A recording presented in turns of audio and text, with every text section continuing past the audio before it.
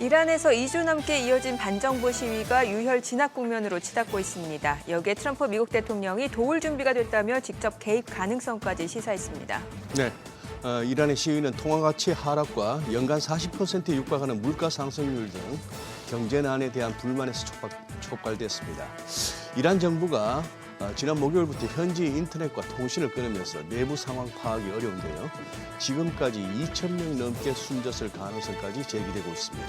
네, 중동의 정치적 불안은 곧바로 글로벌 경제 변수로 연결됩니다. 특히 이란은 원유 수출국인 만큼 시장은 이미 에너지 가격과 인플레이션 재점화를 경계하는 분위기죠. 네, 경제난에서 시작된 이란의 반정부 시위가 체제 전반에 대한 저항으로 확산되면서 국제사회의 시선도 빠르게 이란으로 쏠리고 있는 중입니다. 네, 새해부터 전 세계 곳곳에서 터지는 지정학적 리스크로 월요일 국내 증시, 우리 시장은 어떤 영향을 받게 되는지 잠시 후 자세히 짚어보겠습니다. 지금 보시고 계신 머니쇼는 SBS BG앱과 유튜브에서 실시간 시청이 가능하고요. 국내 주식 정보 받아보실 분들은 카카오톡 채널 머니랩 추가하시기 바랍니다. 또 모든 투자 판단의 책임은 투자자분들께 있다는 점 알려드립니다. 그럼 글로벌 증시 상황부터 정리해볼까요? 최주한 아나운서 소식 전해주시죠.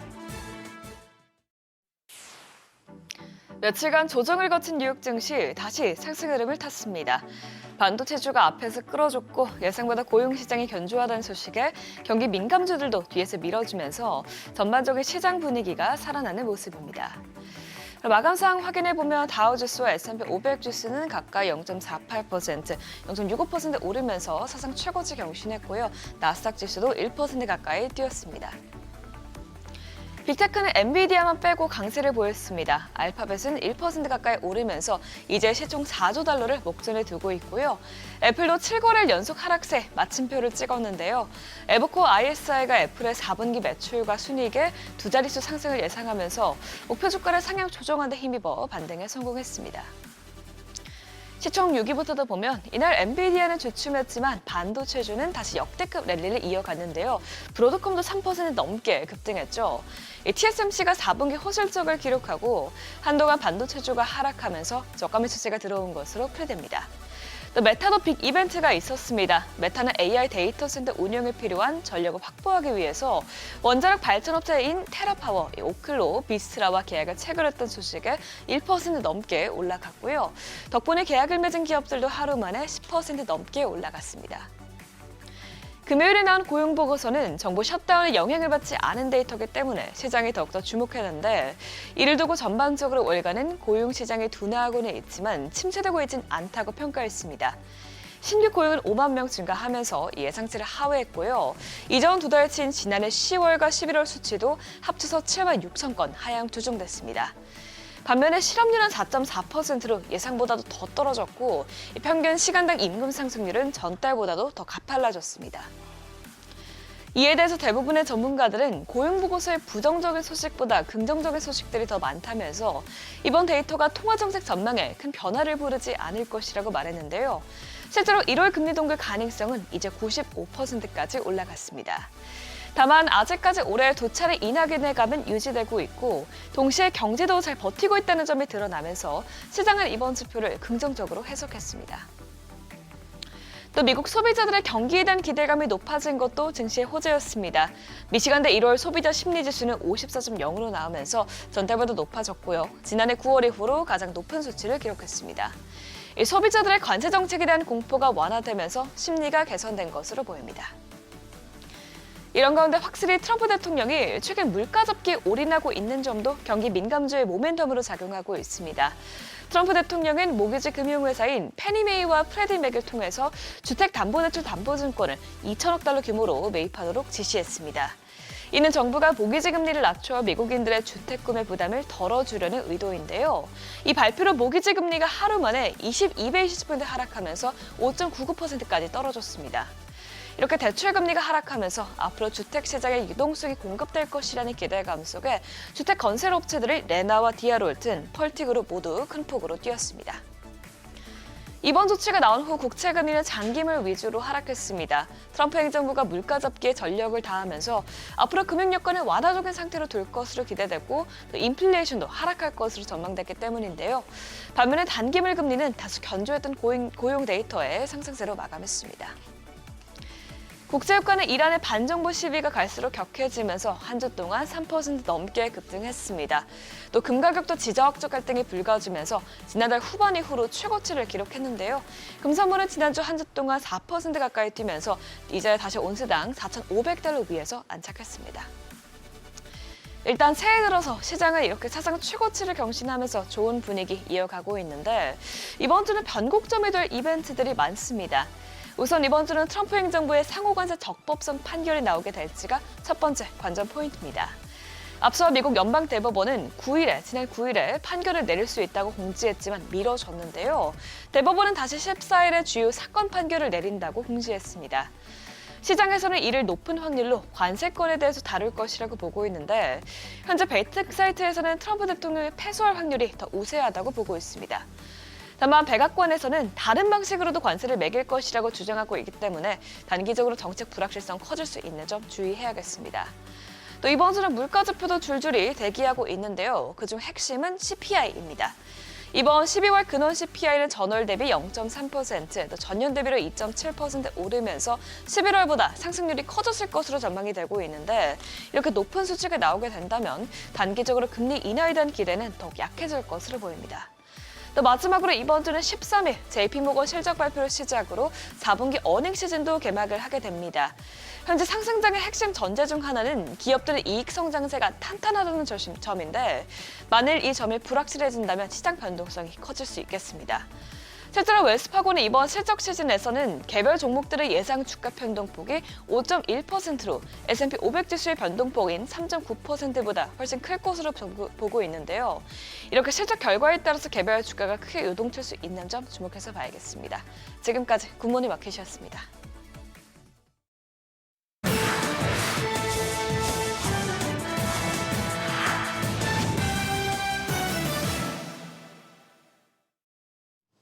매시 주목한 주요 이슈들 짚어보겠습니다.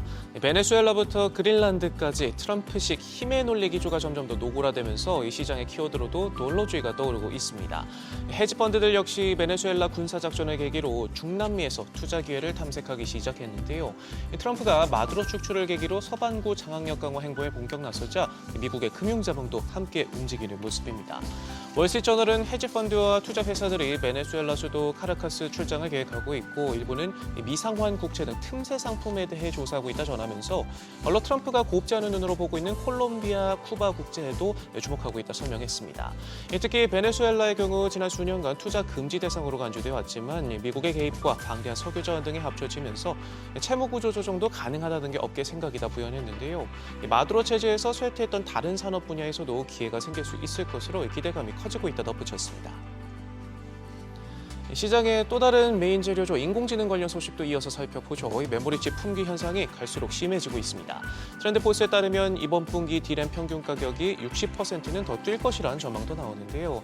시장을 3분하는 삼성전자와 SK하이닉스, 마이크론은 한바구 숨지고 있지만 메모리칩이 AI와 서버에 우선 배당되면서 PC와 스마트폰 등 분야는 심각한 부족 사태에 시달리고 있습니다. 실제로 애플 같은 경우에는 올해 아이폰 공급을 줄여야 할 것이라는 전망까지도 나옵니다. 이미 원가에서 메모리가 차지하는 비중이 종전 5%대에서 최근 배로 뛰었는데 1분기까지인 공급 계약이 만료되면 이후에는 현물 가격으로 구입해야 하는 터라 D램 구입 비용이 최대 70%까지 폭등할 수 있어 뾰족한 수가 없는 상황이고요. 공급 부족 사태 속 메모리 3세 실적은 수직 상승 중이지만 이러한 수익 잔치 이면에는 메모리 장벽에 대한 우려도 깊어지고 있습니다. 인공지능의 진심인 머스크 관련 소식도 하나 짚어보죠. 이 돌연 주말 사이 자신의 SNS 플랫폼 X의 알고리즘을 7일 이내에 전면 공개하겠다 선언했는데요. 공개 대상에는 모든 코드가 포함된다면서 4주마다 내놓겠다. 변경된 내용을 이해할 수 있도록 개발자 노트도 함께 제공하겠다 밝혔습니다. 핵심 자산 중 하나인 X의 알고리즘 공개를 결정한 배경에 대해선 언급하지 않았지만 최근 플랫폼의 모기업인 XAI의 챗봇 그록이 미성년자 사진의 선정적 이미지로 변환한 것으로 드러난 이후 각국 규제기관과 마찰을 빚고 있다는 점을 고려하면 투명성 강화를 통해 위기를 정면 돌파하려는 의도로 풀이됩니다. 오픈 AI와 손정 회장이 이끄는 소프트뱅크가 AI의 심장격이라 할 수 있는 전력망에 통 크게 베팅했습니다. 인프라 확보를 위해 미국 재생에너지 기업 SB에너지에 10억 달러를 투자하기로 했는데요.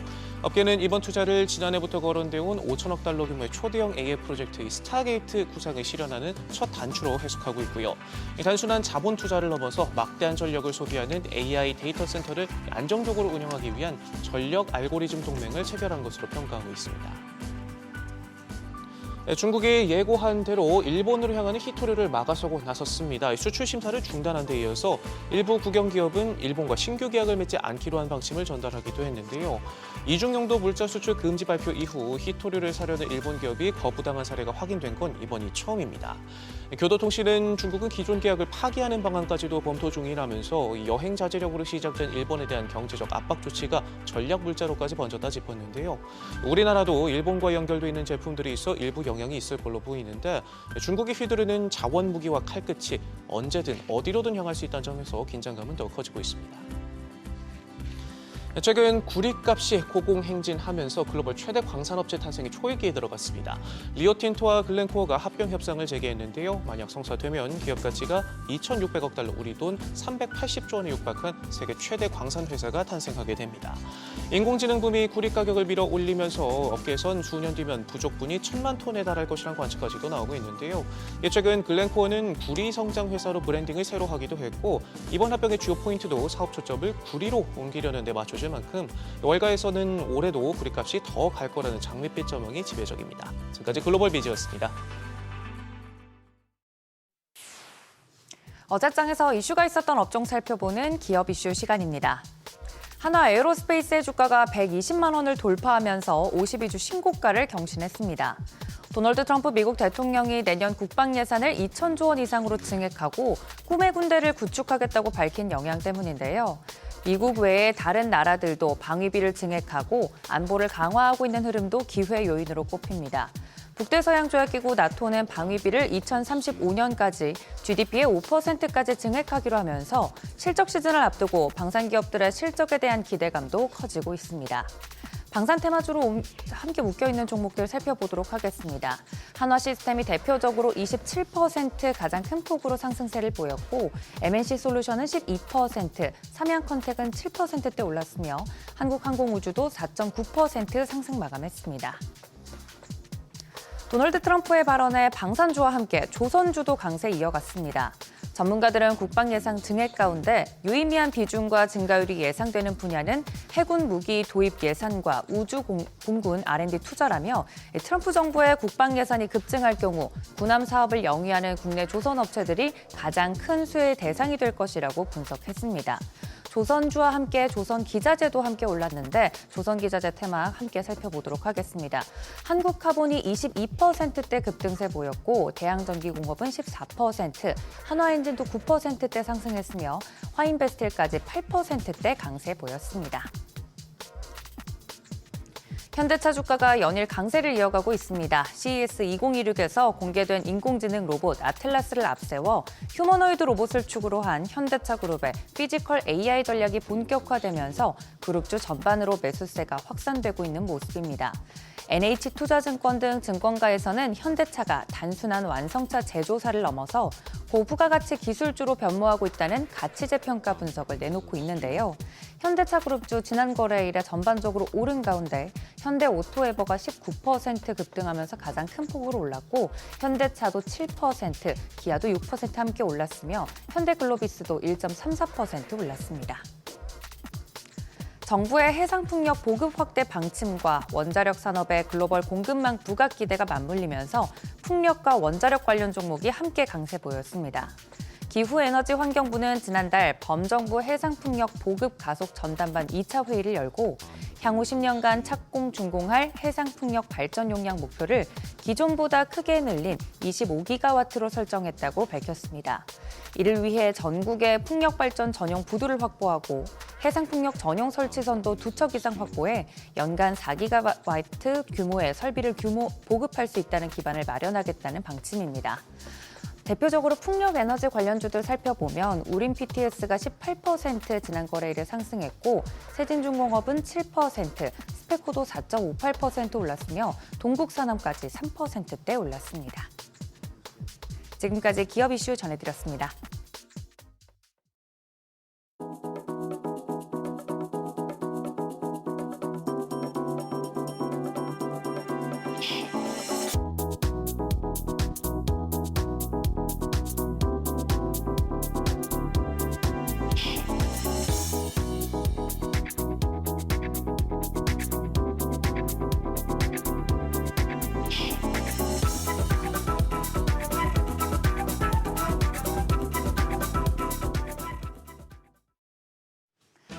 지난주 국내 증시 마무리가 좋았습니다. 양대 지수 모두 하락 출발했지만 상승 전환되며 마감했습니다.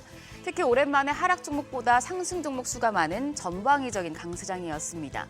전 거래일 상승은 조방차, 조선, 방산, 자동차가 견인했습니다. 반도체가 쉬어가는 사이에 이 조방차가 힘을 받고 있는데요. 조방차가 코스피를 4,600선 위로 올려줄 수 있을까요? 전 거래일 복귀하면서 이번 주 투자 포인트 확인하시죠. 지난주 금요일 코스피는 0.8% 가까이 올라 4,586선, 6거래일 연속 신고가 경신했습니다. 코스닥도 0.4% 올라 나흘 만에 반등에 성공했습니다. 거친 외국인 매도세에도 산업재가 반짝이며 상승세를 만들어냈습니다. 양대 지수 주간 기준으로는 각각 6.4%, 0.25% 올랐습니다. 수급적으로는 외국인이 강하게 팔아냈습니다. 코스피에서 전기전자 업종을 중심으로 1조 6천억 원 넘게 대거 순매도했습니다. 하지만 기관이 물량을 대부분 받아내면서 1조 2천억 원 사자세를 기록했고 개인도 1,300억 원 넘게 순매수하며 지수는 상승했습니다. 코스닥 시장에서도 외국인만 1,700억 원 팔아냈습니다. 기관은 800억 원 가까이 순매수했고 개인 역시 1,064억 원 매수 우위 기록했습니다. 코스피 시총 상위 종목 중에선 조방차 대표주들의 상승세가 강했습니다. 현대차가 7.5%, HD 현대중공업이 4.6%, 한화 에어로스페이스가 11.4% 상승하며 지수 상승 기여도가 가장 컸습니다. 반면 SK 하이닉스 12거래일 만에 하락 전환이 되면서 1.6% 약세로 마무리됐습니다. 코스닥 시장에서는 일부 제약바이오 대표주들만 상승세 이어갔습니다. 알테오젠이 6.8%, 펩트론이 4.7%, 코롱티슈진과 삼천당 제약이 1% 내외 강세 기록했습니다. 반면 2차전지 대표주들 3, 4%대 약세 보였고 ABL 바이오 등도 5.1% 하락했습니다. 환율이 다시 상승세를 이어가고 있습니다. 7거래일 연속 올랐는데요. 정규장 마감 시간 달러 기준 7원 오른 1,457원 60전에 거래를 마쳤습니다. 이후 야간 거래에선 한때 1,462원까지 육박한 수준까지 상승했습니다. 다카이치 사나이 일본 총리가 오는 2월 조기 총선 실시를 검토하고 있다는 소식에 엔화 약세를 촉발했고 이는 원화에도 영향을 미쳤습니다. 역외 환율은 10일 새벽 6시 기준 1,459원 60전을 기록했는데요. 오늘 환율 또 한번 상승 출발할 것으로 예상됩니다. 국내 증시 코스피 신고가 랠리가 이어지고 있는 가운데 이번 주에는 미국의 물가와 통화정책 변수에 대한 점검 국면에 들어서겠습니다. 화요일 밤에 나올 미국의 12월 소비자 물가지수에 대한 연준의 해석에 시장에 관심이 집중되고 있고요. 목요일 날 열릴 한국은행 금융통화위원회도 주목됩니다. 기준금리 유지가 유력한 가운데 경기 회복 속도와 앞으로의 통화정책 스탠스에 대한 메시지가 증시 방향성에 단기적으로 영향을 미칠 수 있겠습니다. 한편 이번 주에는 바이오 업종에 큰 이벤트가 예정돼 있습니다. 세계 최대 제약바이오 컨퍼런스인 JP모건 헬스케어 컨퍼런스가 개최됩니다. 여기에 참가하는 기업들 체크해 두시고요. 한일 정상회담과 디트로이트 오토쇼, TSMC 실적 등도 일부 업종에 영향을 주겠습니다. 전 거래 시간 외 거래에서는 현대차 부품주 그리고 의료 AI 관련주가 상승했습니다. 현대차와 기아가 미국에서 최다 판매를 기록하며 밸류체인 내 기업들이 주목받았고 의료 AI도 CES 이후에 관심이 모아지는 모양새입니다. 오늘 장에서도 관련주 상승세 이어갈 수 있을지 체크하시죠. 그럼 프리마켓 통해서 개장 분위기 가늠해 보겠습니다. 우리가 쉬는 사이에 상반된 고용 지표에도 뉴욕 증시 일제히 올랐습니다. 브로드컴이나 ASML, 마이크론 등 반도체주 굉장히 강한 모습 보였는데요. 일단 국내 증시, 유가증권 시장 프리마켓에서 흐름 좋습니다. 반도체 투톱이 일제히 상승합니다. 삼성전자가 2.16% 오름세로 14만 2천 원, SK하이닉스가 하루 만에 반등하는 모양새입니다. 2.4% 강세로 거래가 76만 2천 원이고요. 삼성 바이오로직스가 0.3% 가까운 오름세, LG 에너지솔루션도 0.3% 오름세입니다. 거래가 36만 4천 원. 현대차가 강세 이어갑니다. 3.3% 오르며 37만 7,500원에 거래되고 있고요. 반면 HD현대중공업은 0.3% 조정받습니다. 거래가 60만 7천 원으로 집계됩니다. 이어서 코스닥 시장 1위부터 6위까지도 확인하시죠. 코스피와는 좀 상반된 흐름입니다. 시총 1위부터 5위까지 일제히 내립니다. 알테오젠이 1.8% 가까이 반락하면서 거래가는 50만 2천 원이고요. 에코프로비엠이 0.2%, 에코프로가 0.23% 약세 이어갑니다. 또 ABL바이오가 0.24% 하락하면서 20만 4천 원, 레인보 로보틱스도 약세가 이어집니다. 0.6% 가까이 빠지며 44만 2,500원. HLB만 버티고 있는데요. 4.5% 강세입니다. 현재 거래가 5만 2,900원으로 집계됩니다. 새로운 한 주 코스피가 4,600선을 돌파할 수 있을지 관심이 모아집니다. 반도체가 다시 주도주의 자리를 되찾을지 아니면 순환매가 계속되면서 조방차가 더 힘을 내줄지 개장 분위기 지켜보시죠. 지금까지 어제장 오늘장이었습니다.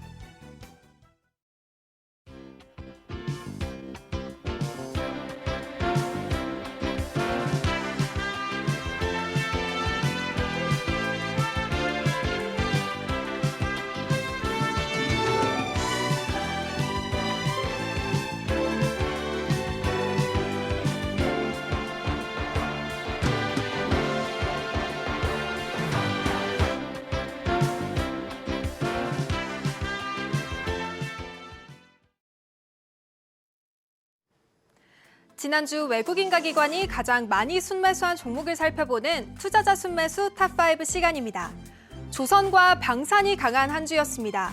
외국인 투자자들도 방산과 조선, 에너지로 순매수가 몰린 반면에 대형 IT와 자동차 부품에서는 차익 실현 매물이 출회됐습니다. 순위권에는 한화에어로스페이스, 한화오션, SK하이닉스, 두산에너빌리티, 셀트리온이 이름을 올렸습니다. 특히 한화오션과 한화에어로스페이스는 기관 순매수 1, 2위를 차지하기도 했습니다. 한화에어로스페이스는 한 주간 가파른 상승세를 나타내며 120만 원 선을 돌파했죠. 트럼프 미국 대통령이 내년 국방 예산을 1조 5천억 달러, 우리 돈으로 2천조 원으로 확대해야 한다고 언급한 영향인데요. 또한 베네수엘라 사태뿐만 아니라 트럼프 대통령이 그린란드와 합의가 안 되면 힘든 방식, 즉 강압적 방식으로라도 확보하겠다는 발언을 내놓은 점도 지정학적 리스크를 키웠습니다. 글로벌 방산 수요 확대에 대한 기대감이 국내 방산주 수급을 강하게 자극했습니다. 이러한 주가 흐름은 단순한 테마성 급등을 넘어 국내 방산주의 지배력이 글로벌 시장으로 확산되고 있다는 신호로 풀이됩니다. 한화오션 주가는 최근 5거래일 연속 상승세를 나타냈는데요. 조선업계가 올해 마스카 프로젝트 본격화를 앞두고 미국 진출을 위한 사전 채비를 서두르고 있습니다. 특히 미 해군의 함정 발주가 늘어날 가능성에 대비해 현지 생산 기반 확보에 적극적으로 나서고 있는 모습인데요. 한화는 필리조선소 확장과 미국 내 추가적인 조선소 인수를 검토 중이라는 소식이 들려왔습니다. 또한 올해 LNG 운반선 발주가 100척 이상, 최대 150척까지 이어질 것이라는 전망도 나왔는데요. 국내 조선업계로 발주가 몰릴 것이라는 기대감이 외국인 투자 심리를 자극한 것으로 풀이됩니다. 지난주 코스닥 시장에서 외국인 투자자들은 반도체 공정 장비와 바이오 신약 개발 종목에 집중했습니다. 반면 엔터와 2차 전지 종목에서는 차익 실현성 매도가 집중됐는데요. 순위권에는 HPSP, 알테오젠, BHI, D&D 파마텍, 보로노이가 이름을 올렸습니다. 반도체 공정 핵심 장비를 공급하는 HPSP는 글로벌 반도체 투자에 대한 기대와 함께 외국인 자금이 가장 강하게 유입됐습니다. 또한 지난주에는 그간 주가의 발목을 잡았던 법적 리스크를 털어내고 장비 공급을 정상화할 수 있는 발판을 마련하기도 했는데요. 업계에서는 고대 역폭 메모리 HBM 확산에 따른 장비 수요 증가가 실적 가시성을 높였다는 분석이 나옵니다. 바이오 대장주로는 알테오젠이 두각을 나타냈습니다. JP모건 헬스케어 컨퍼런스를 앞두고 글로벌 제약사들과의 기술 이전 기대감과 플랫폼 기술 경쟁력이 재부각된 건데요. 지난주 하루를 제외하고 주가가 모두 상승세를 나타냈습니다. 알테오젠뿐만 아니라 D&D 파마텍과 같이 신약 파이프라인을 보유한 바이오 종목들이 줄줄이 순매수 상위권에 이름을 올렸습니다. 외국인 투자자들이 임상 단계별 모멘텀을 세밀하게 구분해서 바이오 섹터 내 옥석 가리기에 나섰다는 평가가 나옵니다. 다음으로 기관 투자자들의 선택을 받은 종목들도 살펴보시죠. 기관도 외국인과 똑같이 조선과 방산에 매수세가 집중됐습니다. 순위권 보면 한화오션, 한화에어로스페이스, 현대모비스, 한미반도체, 삼성전자 우선주가 올라와 있습니다. 자동차와 부품주에 대한 외국인의 선별적 매수가 돋보였습니다. 현대모비스와 현대차, 기아가 동시에 순매수 상위에 이름을 올렸는데요. 특히 현대모비스는 최근 신사업 가시성이 부각되며 기관 수급이 유입됐습니다. 지난주 개최된 CES 2026에서 현대모비스가 현대차 그룹 보스턴 다이내믹스와 전략적 협업 계획을 발표하기도 했는데요. 차세대 휴머노이드 로봇 아틀라스 양산 시점에 액추에이터를 공급하기로 한 겁니다. 현대모비스는 신사업 로보틱스 분야에서 첫 고객사를 확보하며 로봇용 부품 시장에 새롭게 진출했다고 강조했는데요. 이에 기관 수급이 집중됐습니다.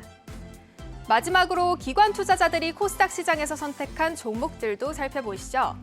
파마리서치, 에코마케팅, HPSP, 원익 IPS, RG노믹스가 주목을 받았습니다. 기관 투자자들도 이번 주 열릴 JP모건 헬스케어를 앞두고 바이오 종목을 많이 사들였는데요. 외국인과 마찬가지로 확실한 파이프라인을 보유한 기업 위주로 선별 매수에 나섰습니다. 또한 트럼프 행정부의 중국 견제가 한국 바이오 기업에는 기회 요인으로 작용할 수 있다는 평가도 계속해서 나오고 있습니다. 지금까지 투자자 순매수 탑5 시간이었습니다.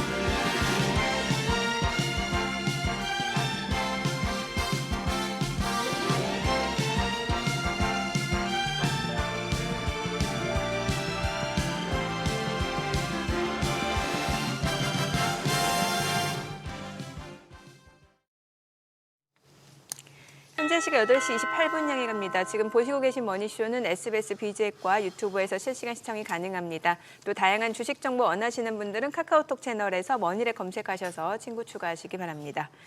아니, 그나저나 지난주 금요일 오후 들어서 시장이 진짜 소장님 말씀대로 올랐어요. 저는 그러면 안 되는데. 그러면 이제 이게 자꾸 왔다 갔다 확률이 막 그거 하는데 그죠? 낮아지는데. 그래도 좋은 현상이죠. 좋은 현상이에요. 네. 네. 아니 근데 뭐 괜히 하는 소리가 아니고 그냥 이제는 저도 그런데요. 밀려도 걱정이 안 되네요. 특히 우리 시장은 네. 왠지 세팅돼 있는 느낌. 뭔가 좀 대기 매수세가 있는 느낌이고. 뭐 5천까지는 뭔가 세팅돼 있는 느낌. 5,000포인트까지는 갈 것 같은 느낌. 뭐 그런 느낌. 예. 그나저나 미국도 다우하고 S&P 500도 사상 최고치고. 사상 최고치고. 좀 반도체주들 다시 또 올라주니까 좀 한시름 놓이네요. 그러니까. 네. S&P 500 같은 경우는 뭐 제가 꾸준히 관찰하고 있는 기술적 저항을 갖다가 이제 막 돌파하려고 하는 그런 네. 상황인데 아마 우리 서학개미들에 대한 우리 국내 정권사의 마케팅이 약화되지 않았더라면 일찌감치 좀 더 오르지 않았을까 싶은데.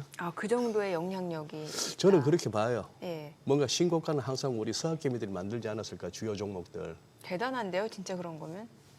우리 못 참잖아요, 그냥. 빠르게 움직이죠. 빠르게 움직이고, 예. 또 화끈하게 또 이렇게 집중하고 하는 그런 게 네. 있는데. 아니, 그리고 시장에서 연방 대법원 판결 내용 중에 상호관세에 대한 판결이 있을 수도 있다라고 추측을 했었는데 그랬는데 그 판결이 하나 나왔는데 그것도 뭐 형사법 관련 판결이라고 하니까 없었네요. 예. 결국은 뭔가 하고 싶었는데 못하고 연기됐다는 느낌이죠. 그래서 이번 주에 나오지 않을까라는 얘기도 있습니다만 또 봐야죠. 네, 그렇습니다. 네. 오프닝에서 소개했던 이란의 지정학적 위기 계속해서 우리 국내 뉴스에서도 많은 시간을 갖다 이제 차지하고 있는데 글쎄요, 뭐 당장 당장 뭔가 베네수엘라처럼 뭐 군사적인 액션이 취해지기는 지금 유럽하고 중동 지역에 항공모함이 없어요 지금. 다 지금 남미에 가 있어가지고 뭐 그런 상황이라서. 근데 어쨌거나 저 시위는 상당히 심각한 것 같습니다. 1979년이었는데 네. 그때 호메이니 혁명, 팔레비 왕조 무너뜨렸을 때 그러고 나서 이제는 그 신정 체제를 갖다가 뭐 이제 좀 싫어하는 그런 어떤 이란 국민들의 모습이 이제 또 이제 드러나는. 이란 국민 연령대가 전체적으로 젊잖아요. 그렇죠. 예. 예.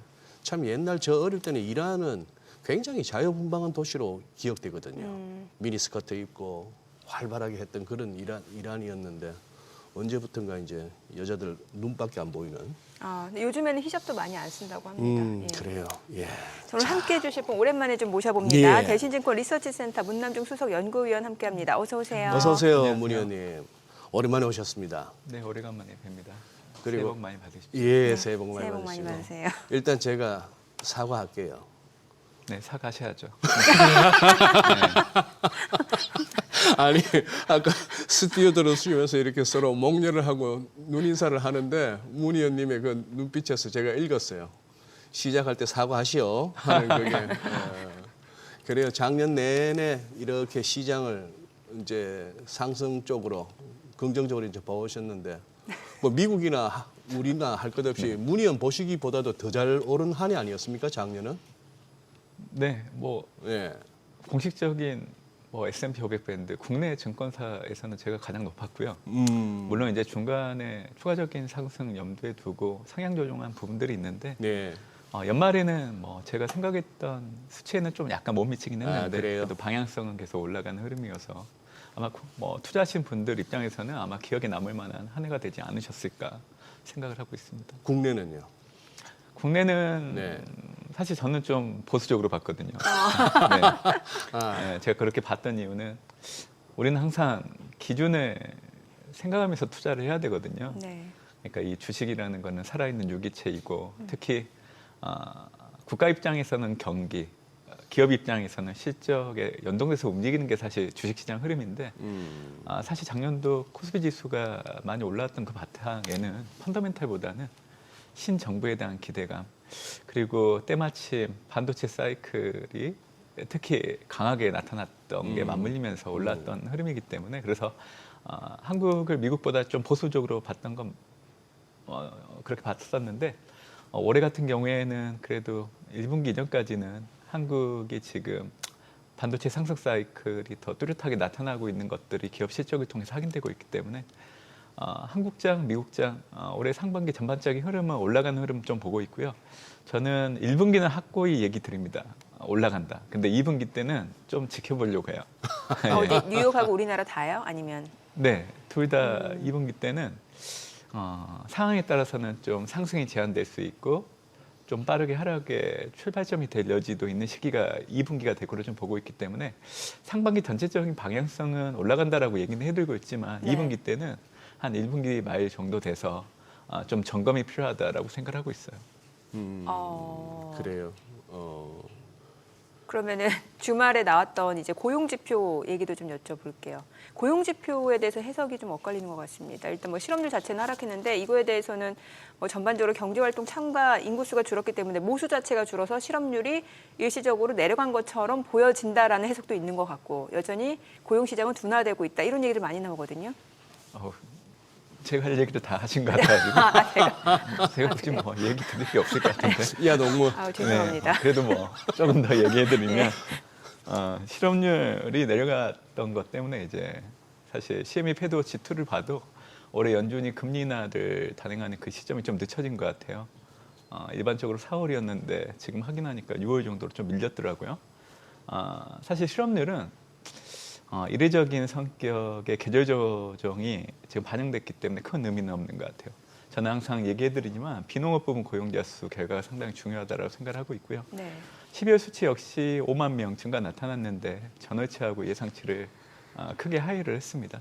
그러니까 고용시장이 민간 고용을 중심으로 좀 둔화되고 있다는 거는 지난해 4분기 때부터 확연하게 나타나고 있기 때문에 그래서 이제 연준이 지난해 9월 달부터 금리 인하를 제기했던 그 명분이 올해도 계속 될 걸로 좀 보고 있고요.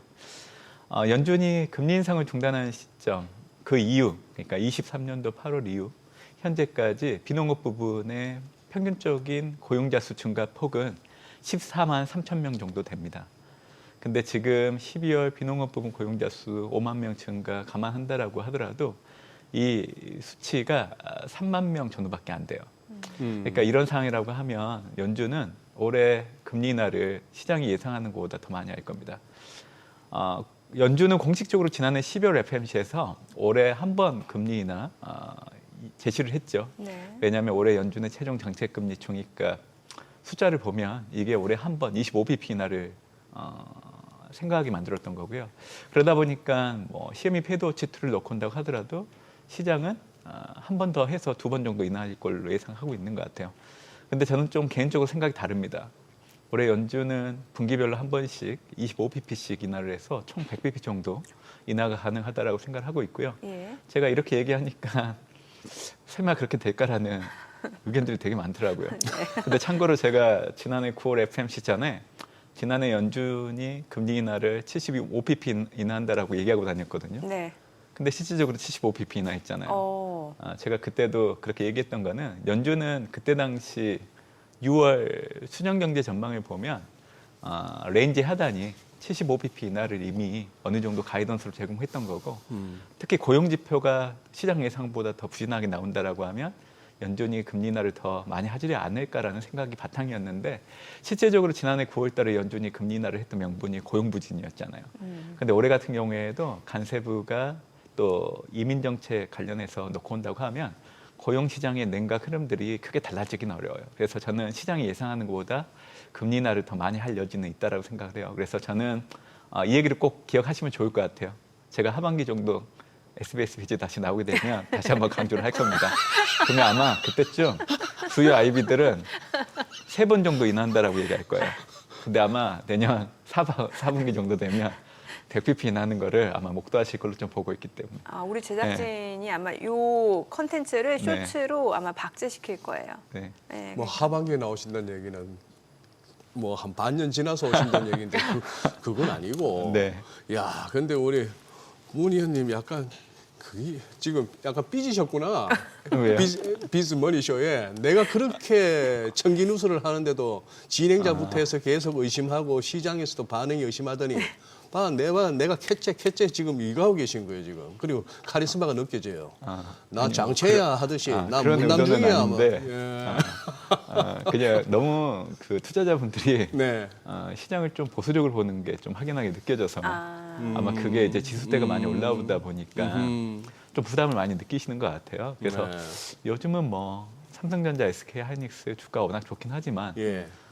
요즘은 이제 얘기를 들어보면 또 주가의 고점 논란 이런 것들도 많이 커지는 것 같아서 근데 이제 올해 상반기 때 놓고 온다고 하면 크게 지난해하고 달라지는 흐름은 아닌 것 같아가지고 근데 그 바탕에는 이제 연준의 금리 인하가 항상 있었기 때문에 너무 보수적으로 보는 걸 좀 경계하면 좋겠다라고 해서 얘기를 드리는 겁니다.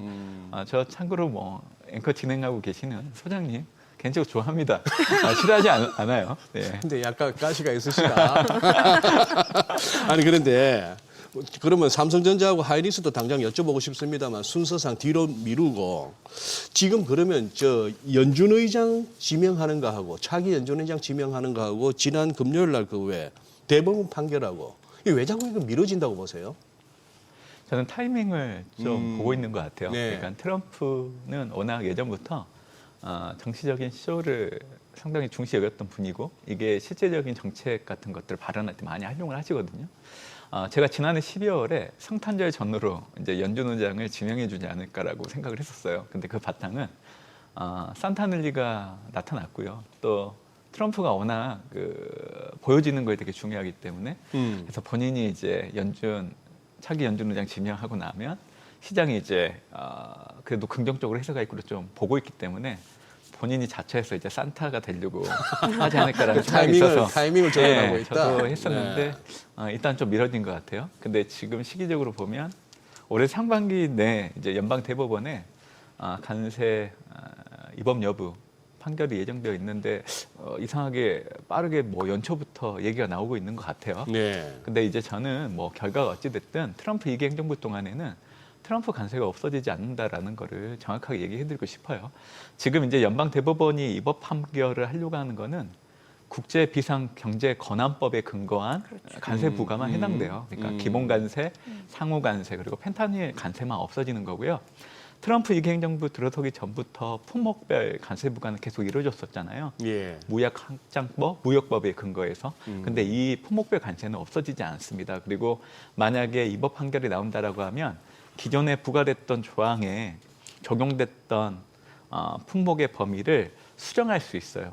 또 관세율을 높일 수도 있고요.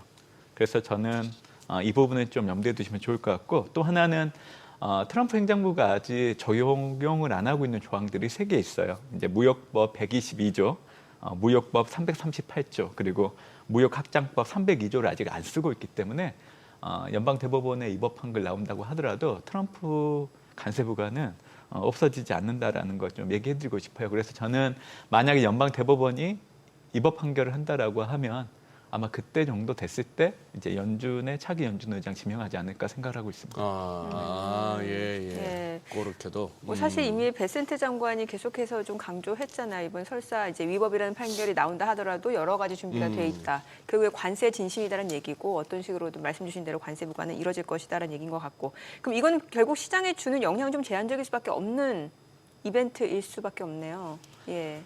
네, 저는 트럼프 관세 부과 자체가 없어지는 건 아니기 때문에 예.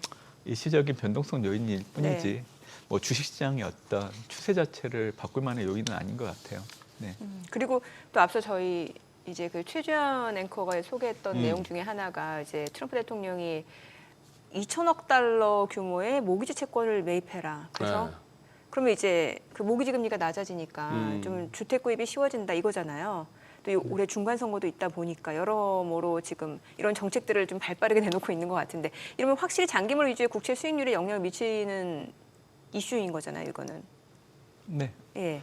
뭐 지난해 하반기 때부터 뭐 드렸던 얘기지만 지금보다는 항상 시간이 지날수록 미국의 금리 물가는 수준이 좀 낮아질 수 있다라고 좀 얘기를 해드리고 있거든요. 네. 그래서 뭐 모기지 금리 안정을 위한 관련된 정책들을 계속 꺼내들고 하는 것들은 말씀하신 것처럼 올해 중간 선거가 있기 때문에 그 부분을 좀 염두에 두고 하는 일련의 과정이라고 생각을 하고 있는데 올해 전체적으로 보면 트럼프 행정부는 장기 금리를 낮추려고 많이 애를 쓰고 있어요. 네. 지난해부터. 장기 금리 측면에서 놓고 본다고 하면 장기 금리가 잘 떨어지지 않았던 것들이 결국에는 수급 요인에 기반하는 건데 지난해 상반기 때 감세법 시행되면서 향후 10년 동안 이제 정부 부채 부담이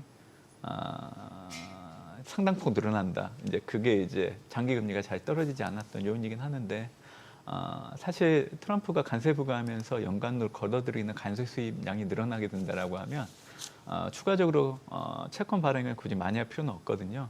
그래서 장기 금리가 낮춰질 수 있는 요인들 중에 하나 관세 수입량이 많이 늘어나고 있는 부분들 얘기해드리고 싶고 단기 국채 같은 경우에도 스테이블 코인 시장이 상당히 많이 증가하고 있기 때문에 네. 단기 채권에 대한 준비 자산 수요도 많이 늘어나는 부분들이 시간이 지날수록 단기 장기 국채 금리가 우리가 생각할 때 말할 때마다 거론되는 수준보다는 많이 내려갈 걸로 좀 보고 있기 때문에 그래서 이제 채권에 대한 투자를 염두에 둔 투자자들 입장에서는 뭐 좋은 환경이라고 생각을 하고 있는데 상대적으로 주식시장이 더 좋기 때문에 네. 상대적인 어떤 소외감을 느끼지 않으시려고 하면 올해도 역시 자산 선호도를 놓고 온다고 하면 상반기 동안에는 주식 자산에 대해서 가장 먼저 선호를 해야 되지 않을까 생각을 하고 있습니다. 근데 프레디맥, 페니맥 이런 기관들은 그거 아닌가요? 저기 MBS를 갖다가 발행하는 쪽 아닙니까? 그 기관들이 그쵸? 원래. 네, 네. 근데 그 친구들 보고 또 MBS를 매입하라고. 사라고요? 뭐 그런 것들을 좀 강조하고 있는 것 같아요. 그러면 모기지 금리는 당장 즉각적으로 반응해서 좀 내리긴 내렸던데. 예, 맞아요. 그런다고 해서 심리적으로. 이제 많은 사람들이 그 주택 관련 전문가들 하는 얘기가 그러면 모기지 금리 MBS를 사주면은 당연히 그 MBS 가격이 올라가면서 모기지 금리는 낮아지는데 그러면 주택 수요는 늘 거고 공급 부분에서 해결이 안 되면은 트럼프 대통령이 원하는 주택 가격 하락보다는 오히려 집값은 더 오르는 거 아닌가 뭐 이런 얘기도 하긴 하더라면서도 일단은 뭐 돈은 그러면 그만큼 풀린다고 보면 되는 거죠. 시중에. 일단 뭐 투자 심리 측면에서는 기대를 가질 수 있게 하는 요인이긴 하는데요. 네. 저는 지금 당장 그런 정책들이 미국 주택 시장에 영향을 주기는 좀 어려운 것 같아요. 결국 정책 자체가 수요층 요인을 강조하고 있는 부분들이긴 하는데 지금 미국의 주택 시장의 문제는 공급 측 요인이거든요. 팬데믹이 발생하고 나서 상당히 많은 시간이 지났음에도 불구하고 지금 현재 새로운 어떤 주택 공급을 하려고 하다 보면 뭐 원자재 가격도 많이 올랐고 인건비도 많이 오르다 보니까 공급이 생각보다 잘 안 되고 있는 상황이라서 이 주택 가격의 경직성이 상당 부분 오랫동안 좀 지속되고 있는 것 같아요. 그러다 보니까 이제 수요 측 요인들을 강조한 정책들을 좀 꺼내들고 있는데 지금 당장은 그렇게 수요는 늘어나지 않을 걸로 좀 보고 있고요. 저는 앞으로 주택 시장이 좀 이렇게 관전 포인트로 봐야 되는 부분들은 사실 연준이 팬데믹 발생하고 나서 단기간에 금리를 많이 올리다 보니까 주택 모기지 금리도 많이 올라갔거든요. 네. 그러다 보니까 주택 시장이 부담으로 적용했던 부분들이 있는데 그럼에도 불구하고 미국의 경제 활동이 크게 위축되지 않았던 그 요인들을 놓고 온다고 하면 2008년도 금융위기 전후로 형성됐던 그 금리에 가계 기업들이 대출을 받았을 때 그 금리를 고정시켜 놓다 보니까 그래서 사실 팬데믹 발생하고 나서 연준이 단기간에 많이 금리를 올렸음에도 불구하고 큰 타격이 없었거든요. 그래서 앞으로 만약에 이게 차환을 해야 되는 시기가 도래한다라고 하면 그때가 이제 주택 시장뿐만이 아니라 전반적으로 좀 금융 시장에도 변동성을 좀 일으킬 수 있는 요인이 되지 않을까 생각을 하고 있습니다. 네. 사실 앞서서 이제 트럼프가 그 기관들한테 주택을 매입하지 못하게끔 한 것도 실질적으로는 기관들이 매입하는 주택은 그냥 주택이 아니라 보통 아파트먼트라고 하는 것들 오래된 거 이제 매입을 해서 그 안에 리모델링을 해서 이제 임대 수익을 얻는 거잖아요. 그러니까 사실 어떤 주택 가격에 미치는 영향이 크지 않음에도 불구하고 본인도 알고 있을 텐데 왜냐면 부동산 투자로 큰 사람이잖아요. 글쎄, 예. 아마도 이게 뭔가 포퓰리즘적인 정책이다. 중간 선거가 있으니까 그런 해석들도 많이 나오는 것 같습니다. 확실히. 예. 그러니까. 네. 예. 자 그리고 이번 주 실적도 네. 줄줄이 발표하잖아요. JP모건 뭐 금융사부터 해서 또 델타항공 줄줄이 발표가 예정이 되어 있는데 어때요? 실적도 이번에도 좀 좋을 거로 예상이 되나요? 미국은 24년도부터 전년 대비 S&P 500의 EPS 증가율이 두 자릿수 증가를 계속 보이고 있습니다. 이 분기별로 놓고 온다고 하면 지난해 4분기까지 포함하게 된다라고 하면 예상치보다 결과치가 좋은 흐름들이 12개 분기 연속 이어지고 있기 때문에 지금 미국 증시가 역사적 사상 최고치에 경신하는 것에 대해서 사실 부담을 갖고 접근할 이유는 없다라고 생각을 하고 있습니다. 지난해 4분기 실적 이제 어닝 시즌 돌입을 이제 코앞에 두고 있는 상황인데 실적 추정이 역시나 좋습니다. 12월 말 추정치를 기준으로 놓고 봤을 때 S&P 500의 EPS 증가율이 그때 당시 전년 동기 대비 7.2% 정도 증가였는데 지금 현재 이 숫자가 8.3% 정도로 상향 조정되고 있는 흐름이고요. 지난해 4분기 실적을 주도하는 섹터를 놓고 온다고 하더라도 단연코 IT가 실적을 견인합니다. 12월 말 추정치가 18.5% 정도 됐는데 지금 이게 25.9% 증가로.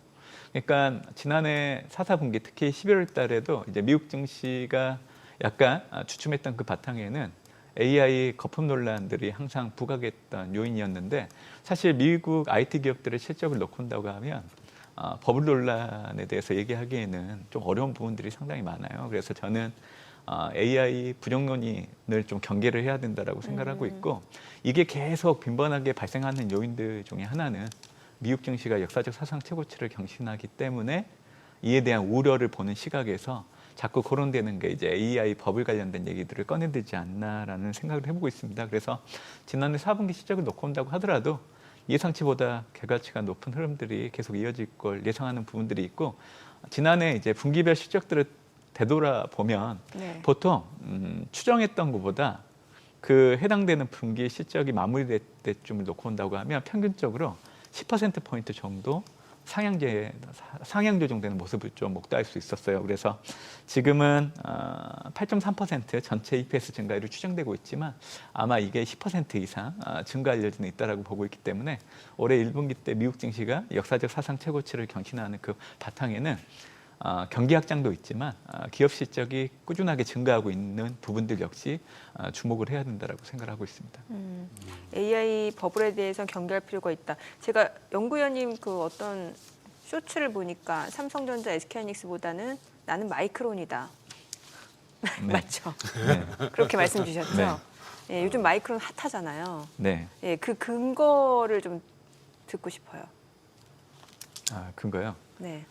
마이크론은 그러니까 지난해 10월 말에 추정됐던 향후 1년 동안 선행 EPS가 증가되는 그 폭을 보면 116% 정도 증가를 했습니다. 근데 주가도 그만큼 많이 올랐죠. 한 54% 정도. 그래서 마이크론 주가를 지금 놓고 투자자분들에게 이건 무조건 사야 됩니다라고 얘기하기에는 예. 실적이 좋아지는 그 분들을 주가가 어느 정도 좀 반영했던 건 있는 것 같아요.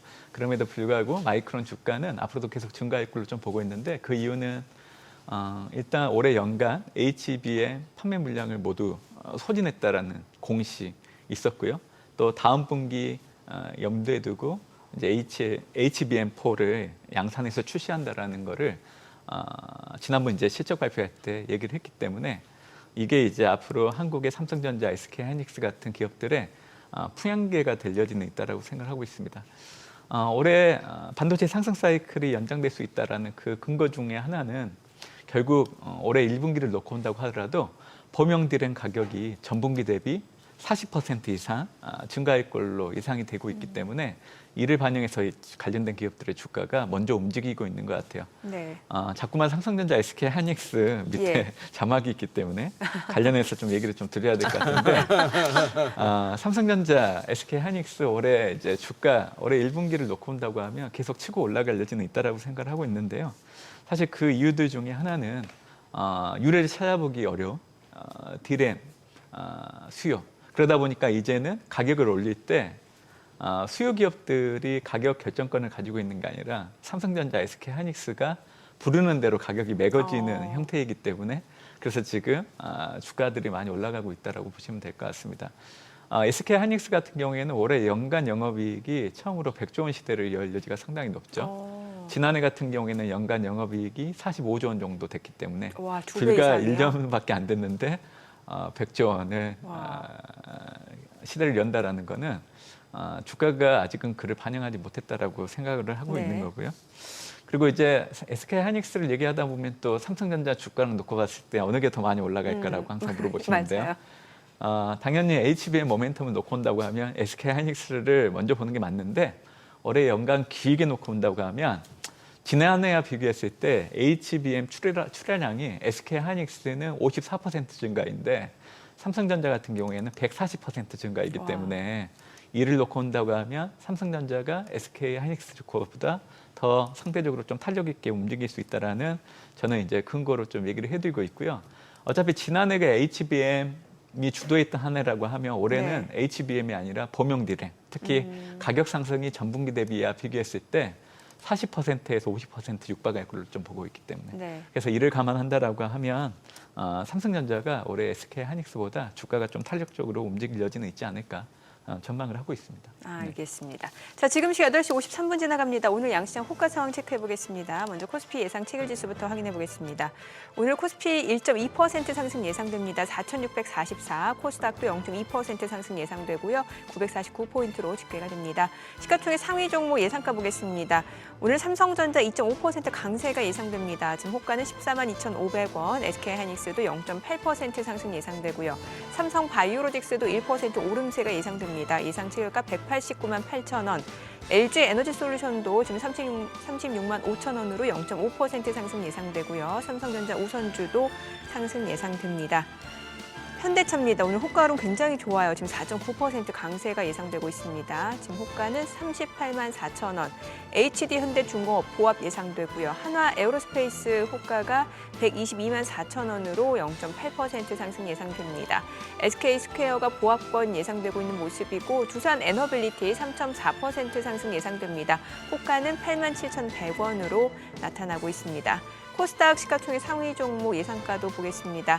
알테오젠 2.8% 하락 출발 예상됩니다. 호가는 49만 6,500원. 에코프로비엠, 에코프로는 보합권 예상되고 있고 ABL바이오, 레인보우 로보틱스 모두 하락 출발 예상됩니다. 리가켄바이오 보합권 예상되고 있고요. HLB는 4.5% 상승 예상됩니다. 호가는 52,900원.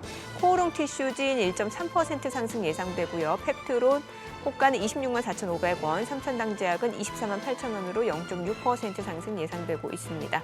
이제 개장까지 5분 남았는데, 자, 오늘 지금 호가 분위기에서는 보니까 뭐 원전주, 아무래도 메타 그 원전 계약 소식 있었잖아요. 그 부분도 좀 반영이 되는 것 같고, 반도체, 뭐 현대차 그룹주, 와, 현대글로비스 호가가 지금 15% 급등이 예상되네요. 지금. 이제는 했다 하면 막 두 자릿수죠. 그러게요. 네, 지난주 하나그룹주 보세요. 뭐 하나 시스템이나 뭐 에어로스페이스 할 것 없이 오늘 딱 시작하면서 60포인트다 싶었는데 네. 일단 동시호가 분위기는 그러네요. 그러고 이것도 뭐 가려면 오늘도 4,700 찍자고 덤빌 수도 있겠네.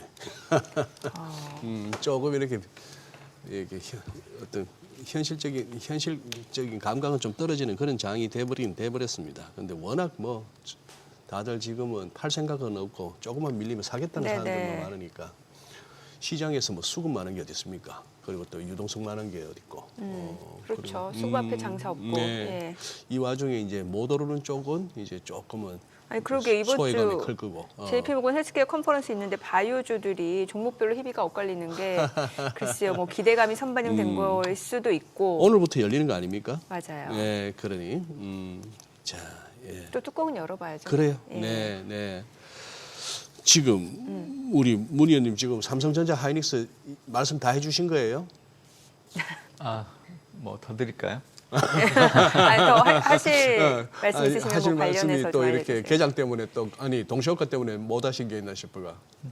최근에 주가가 강세를 좀 보였기 때문에 혹시 주가가 앞으로 좀 단기간에 좀 주춤한다라고 하더라도 이게 이제 고점 이후에 하락의 시그널로 좀 안 받아들여주셔도 될 것 같고요. 지금은 이제 역사적 사상 최고치 경신 이후에 이제 좀 쉬어가는 구간 그런 패턴이라고 좀 보시면 될 것 같아요. 아무래도 이제 HBM 관련된 얘기를 좀 드려야 될 것 같은데요. HBM, 예. HBM4 관련해서 지금 삼성전자는 근 시일 내 제품 인증 완료를 앞두고 있다라는 거 얘기해드리고 싶고 SK 하이닉스 역시 HBM4 관련해서 일부 좀 제품에 대한 논란들이 있긴 있었지만 회사 내에서 해결할 수 있는 요인이기 때문에 크게 문제는 안 되는 것 같습니다. SK 하이닉스 역시 1분기 내 이제 제품 인증 완료되고 2분기 때부터 출하를 본격적으로 하고 있기 때문에 이제 올해는 HBM4 이게 이제 주가를 전망하는데 한 가지 요인이 될 여지는 있다라고 생각을 하고 있고요. 최근에 증권사들이 목표 주가를 계속 올리고 있는 것 같아요. 당사 역시 최근 실적 발표 좀 확인하고 나서 주가를 계속 올리고 있는 흐름이기 때문에 이렇게 올리는 걸 보면 결국에는 실적을 기반으로 좀 올리고 있는 상황이라서 주가에는 당분간 좀 긍정적인 흐름들은 좀 이어질 수 있다라고 생각하고 있습니다. 네. 지금 삼성전자 같은 경우는 우리 정민 앵커는 어머님 10만 원에서 고민하실 때 엄마 팔지 마세요 해서 지금 거의 추가로 40몇 프로 추가 이익을 내시는데 제가 15만 원 가면은 아마 어머님께서 또 고민스러우실 거예요. 문 의원께서 자문을 받았다고 하면은 그냥 들고 가세요. 아니면 조금 차익 실현하세요. 감사합니다. 15만. 예전에 나오면 테슬라 이런 미국 주식 주로 얘기하시던 일도 아니, 삼성전자도 또 많이 가지고 계시네요. 예. 투자를 골고루 많이 잘하시는 아니 것 우리 같아요. 개인 투자분들이 다 좋아하는 종목이죠, 사실은. 예. 뭔가 또 이렇게 심리적으로 15만 원쯤 되면 한 번쯤 이렇게 고민스러워지는 뭔가 레벨 마디선 아닌가요? 느낌이죠. 마디선 비슷하게. 그냥 뭐 다들 뭐 20만 원, 24만 원 이러니까 그냥 들고 가는 거죠. 지금은 들고 가는 게 맞는 것 들고 같은데 가는 게 맞는 것 같다. 올해 한 2분기 정도 되면 좀 고심을 좀 해봐야 되지 않을까라는 생각도 합니다. 2분기 그때 정도. 흐름 봐서 조금. 어차피 이제 저는 이제 미국 증시를 빠르면 올해 2분기, 늦어져도 3분기 때는 좀 쉬어갈 수 있다라고 보고 있기 때문에 그렇게 된다라고 하면 그동안 이제 상대적으로 많이 올랐던 증시들의 변동성이 더 커질 여지는 있다라고 생각을 하고 있어서 제가 올해 좀 증시의 얼굴을 두 가지로 보고 있는데 네. 상반기 때는 전반적으로 상승하는 흐름, 하반기 때는 하락하는 흐름을 좀 염두에 두고 있는데요. 그렇게 보는 저희 요인이 크게 세 가지가 있어요. 네. 근데 그중에 가장 제가 중요하게 보고 있는 게 미국의 신행정부 집권 2년차 징크스. 저는 그게 올해도 계속 될 걸로 좀 봐요. 2006년도 조지 부시 이후로 집권 2년차 S&P 500 지수의 흐름을 보면 수익률이 그렇게 좋지는 않았어요. 네. 평균적으로 집권 2년차 S&P 500의 수익률은 2.4% 정도 상승을 했는데 집권 1년차 평균적으로 상승폭이 20.5% 정도 됐기 때문에 비교해 보면 상대적으로 그 집권 2년차 얘기는 저희가 네. 개장하고 좀 들어보도록 하겠습니다. 자, 오늘 국내 증시를 확인해 보죠. 개장합니다.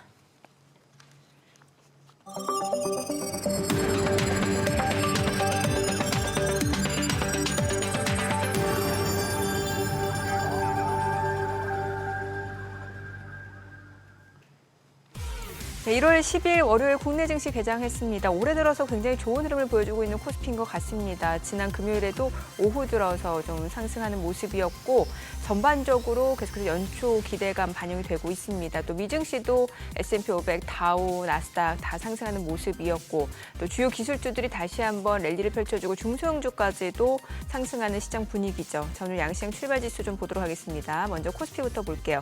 1% 이상 올라갑니다. 4,639. 코스닥은 보합권으로 948이고요. 시가총액 상위 종목 시초가 보겠습니다. 삼성전자가 1.9% 올라갑니다. 14만 1,600원, SK하이닉스도 1.6% 올라가네요. 75만 6천 원. 삼성바이오로직스도 1% 상승합니다. 189만 8천 원. 삼성전자 우선주도 10만 4,400원이고요. LG에너지솔루션도 올라갑니다. 현대차 3.8% 상승합니다.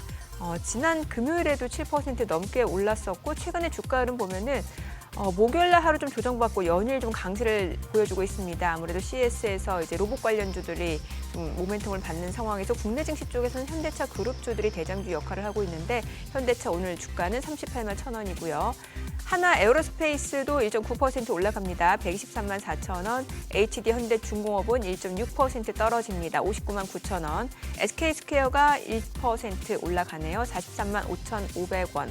두산 에너빌리티입니다. 5% 강세입니다. 88,900원에 거래되고 있습니다. 코스닥 시가총액 상위 종목 시초가도 보도록 하겠습니다. 알테오젠이 3% 떨어집니다. 49만 4천 원. 에코프로비엠, 에코프로는 혼조세네요. ABL바이오가 1.9% 내림세로 20만 500원. 네임보로보틱스입니다. 1.2% 하락합니다. 44만 원이고요. 리가캠바이오가 2% 약세입니다. 17만 7,300원. HLB는 4% 올라갑니다. 지금 현재 5만 2,700원, 5만 3,400원 상승폭이 더 확대가 되면서 나흘 만에 반등을 보여주고 있는 모습이고요. 코롱티슈즈는 1.7% 하락합니다. 팩트론 25만 8천 원으로 지금 현재 2.8% 약세고요. 삼천당제약도 1.2% 떨어집니다. 자, 오늘 시장에서 특징을 보여주고 있는 섹터 종목들 좀 체크를 해보도록 하겠습니다. 오늘 전반적으로 반도체라든지 원전 그리고 현대차 그룹주들 강세를 보여주고 있는 상황에서 오늘 원전주들이 진짜 많이 올라갑니다. 지금 일단 보게 되면은 앞서 보셨다시피 이제 두산 에너빌리티가 계속해서 5% 상승세 유지하고 있습니다. 88,600원. 그리고 우진이 7% 강세입니다. 한전기술 2.5% 상승합니다. 99,900원. 모비스, G2파워도 1% 이상 올라가고요. 우리기술도 3.9% 강세. 우진엔텍, 한신기계도 각각 5%, 3.9% 오름세고요. 보성파워텍, BHI도 7% 안팎의 상승세 보여주고 있습니다. BHI는 57,600원에 거래되고 있습니다. 아무래도 이제 메타가 지금 세계 원전사 공급 계약 체결 소식이 나오면서 비스트라 테라파워 또 오클로였죠. 이러다 보니까 우리나라에서는 원전주들이 그 모멘텀을 좀 이어가고 있는 모습이고 전선주들도 강세입니다. 일진전기가 3.8% 올라갑니다. 62,600원. 그리고 가온전선, 대한전선도 3%대 상승세고요. LS마린솔루션 그리고 LS도 2% 안팎으로 올라갑니다. 대원전선도 2.5% 올라가네요. KBI 메탈, LS 에코에너지까지도 모두 일제히 동반 상승 흐름을 보여주고 있습니다. 스페이스X 쪽은 여전히 힘이 좋네요.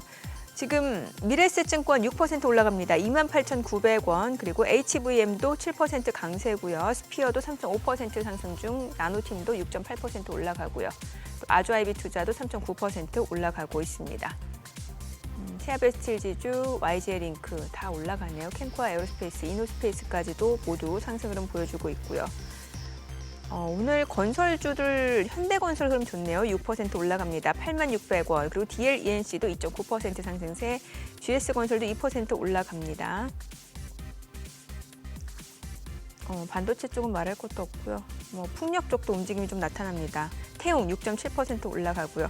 자, 풍력 같은 경우는 이제 일부 종목, 뭐 동북, SNC 5% 상승세고 이제 일부 종목이 또 이제 원전하고 엮이는 종목들이 있다 보니까 좀 그런 모습들이 연출이 되는 것 같은데 지금 보시다시피 CS윈드, CS 베어링은 각각 1.7%, 2% 상승 흐름 보여주고 있습니다. 자, 수급 상황 체크해 보겠습니다. 오늘 유가증권 시장에서는 개인 투자자가 지금 2,268억 원 순매수를 보여주고 있고요. 외국인과 기관은 각각 2,208억 원, 76억 원 순매도입니다. 코스닥에서도 개인 투자자가 487억 원 순매수, 외국인과 기관은 각각 383억 원, 66억 원 매도 우입니다. 오늘 환율 체크하겠습니다. 달러 원 환율입니다. 오늘 3원 70전 상승한 1,461원 30전에 개장이 됐습니다. 일단 오늘 시장은 대형주들, 원전, 반도체, 현대차 쪽 좋습니다. 야, 그는 어쩜 이렇게 또 철저하게 세론이죠. 그도 JP모건 헬스케어 뭐 그 얘기 하고 있었더니만 오늘 딱 열리는 날인데 지금 아까 소개하시는데 보니까 네. 제일 바이오 제약 쪽이 제일 그래도 좀 그거 한 거네요. 이 와중에 못 가는 것 같은 느낌. 그런데 수급에서는 여전히 외국인은 아직까지는 순매도인가요? 외국인이요? 예, 네. 그렇습니다. 전체적으로는 그렇습니다. 전체적으로는. 예. 예. 그래요. 저기 아까 그 집권 2년 집권 차. 2년 차에 징크스. 네, 그 얘기 네. 저희가 결론을 못 내려가지고.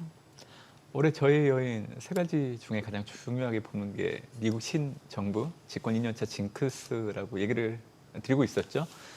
집권 2년차에는 평균적으로 S&P 500 지수 수익률이 2% 정도 되는데 집권 1년차 비교해 보면 상대적으로 좀 수익률이 낮은 흐름이고 특히 직전 연도 연말 종가 기준으로 해서 평균적으로 9.6% 정도 하락을 했기 때문에 저는 올해 연간으로 놓고 본다고 하면 지난해 연말 종가 대비 10% 정도 하락을 염두에 둘 필요는 있다고 생각을 해요. 그래서 그 시기를 올해 3분기 정도로 보고 있고 이제 만약에 이게 앞서서 발생한다라고 하면 그게 올해 연간 저점이지 않을까 생각을 하고 있습니다. 그래서 S&P 500 지수를 기준으로 적용을 해보면 올해 하단을 6,188포인트 정도 그리고 코스피도 대입을 해보면 3,809포인트 정도 그러니까 지난해 연말 종가 대비 10% 정도 하락한 수치를 적용을 해보면 네. S&P 500이 6,188포인트 네. 코스피가 3,809포인트 정도 되기 때문에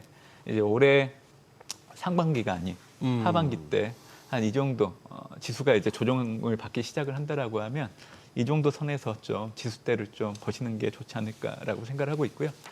조의 요인 두 번째는 지난해 2월 달에 미국 연준이 중시하는 10년물, 3개월물 금리 역전이 발생을 했습니다. 그래서 1년 뒤에 해당되는 게 올해 1분기 이후가 되기 때문에 이제 미국 경기 침체 분위기가 고조될 수 있다라는 거 얘기해드렸고 마지막 저희 요인 하나는 올해 2분기 이후부터는 일시적으로 미국을 비롯한 주요국들의 물가가 상승 압력을 받을 여지는 있는 것 같아요.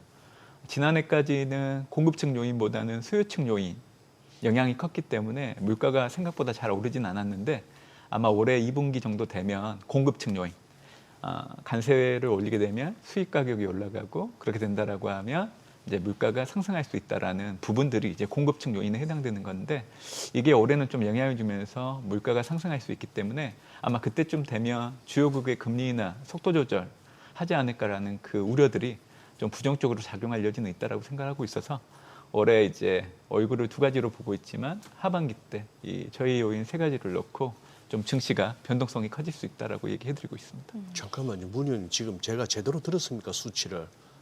하반기에 조정을 받으면 코스피 3,850, 3,809포인트. 3,809포인트, 3,800이라고 보고 네. 아니 지금 4,600을 올라섰는데 3,800을 간다는 얘기는 20% 정도도 조정을 받는다는 얘기예요? 10% 정도 인하. 그러니까 10% 정도 이제 변동성이 커질 수도 있고 네. 상황에 따라서는 이제 워낙 지난해 증시가 많이 올랐기 때문에 예. 그 변동성이 좀 커질 여지는 있다라고 생각이 들어요. 와, 지금 이 4,600에서 5,000 가자 하던 지수가 3,800 정도까지도 조정을 받으면 악소리 날 텐데 시장에서.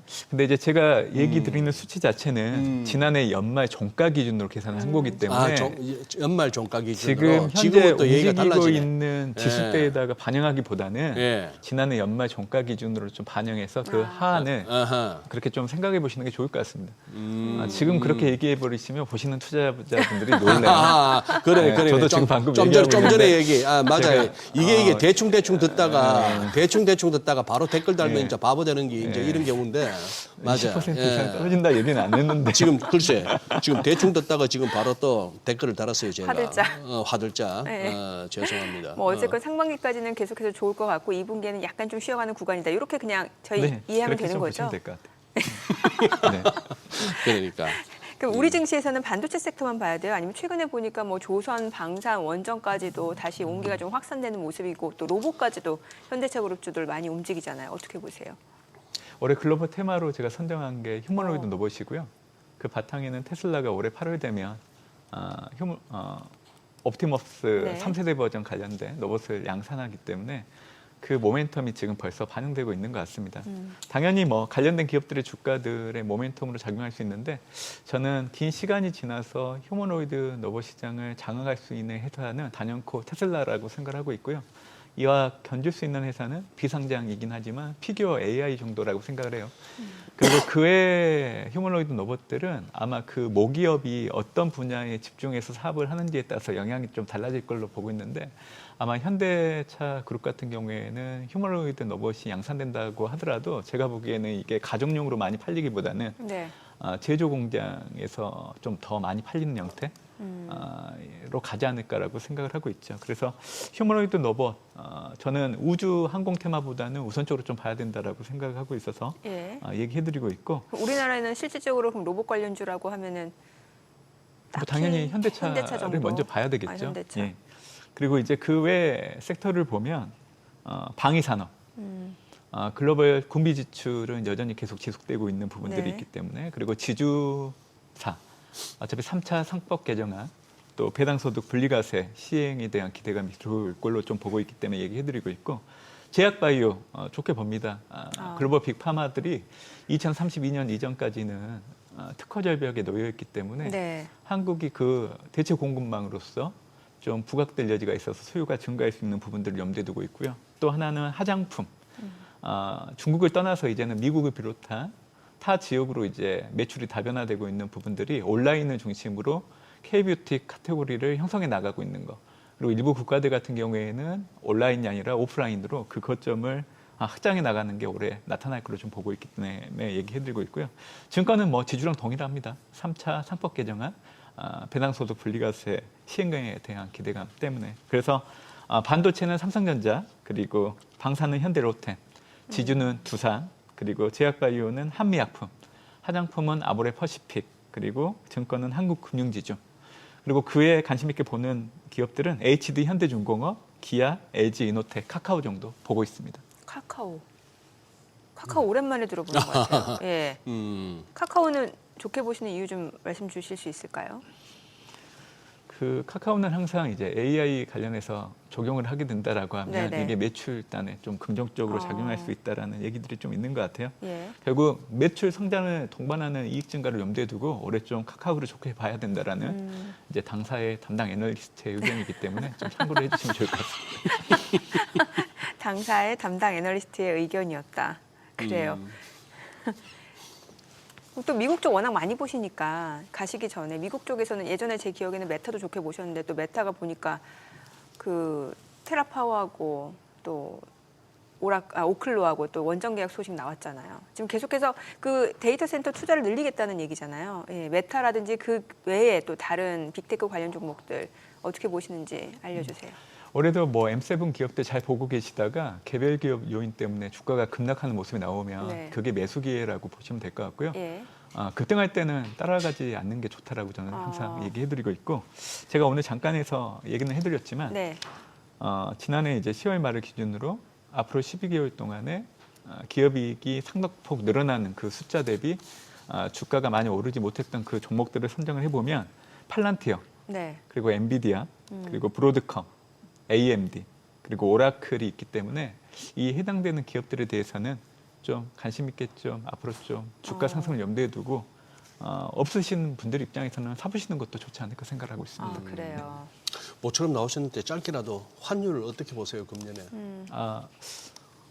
올해 환율은 달러 예. 인덱스가 약세 압력을 받을 여지는 있지만 그 경직성이 상당히 높기 때문에 한국의 원화 역시 강세 방향성은 유지하겠지만 경직성은 높아질 여지는 있다고 생각합니다. 그리고 올해도 국내에서 이제 미국에 대한 주식과 채권 투자 자금 유입은 계속 되는 부분들 염두에 두시면 될 것 같고 네. 삼성과 현대차 같은 제조업체들의 미국형 투자 자금 유입을 염두에 둔다라고 하면 원달러 환율이 지금 수준에서 크게 하향 안정을 찾기는 어렵다고 생각을 해요. 그래서 이제는 1,040원대 중반 환율은 뉴 노멀로 고차가 되고 있는 흐름들을 이제는 좀 받아들여야 된다라고 생각을 하고 있기 때문에 최근에 정부 개입 때문에 급락했던 원화 흐름들은 일시적이라고 생각을 해요. 정부에서 개입하게 되면 부동산이든 외환시장이든 일시적으로는 정부 의도대로 가는 것 같아 보이지만 결국 시간이 지날수록 다시 본연의 자리로 올라오는 흐름들이 나타나기 때문에 아마 원달러 환율이 단기적으로 1,400 중반에서 후반 정도에서 계속 등락을 거듭하는 흐름들은 계속 우리가 목도하지 않을까 생각을 하고 있습니다. 예. 네, 오늘 내용 여기까지 듣겠습니다. 잘 들었습니다. 예, 고맙습니다. 감사합니다.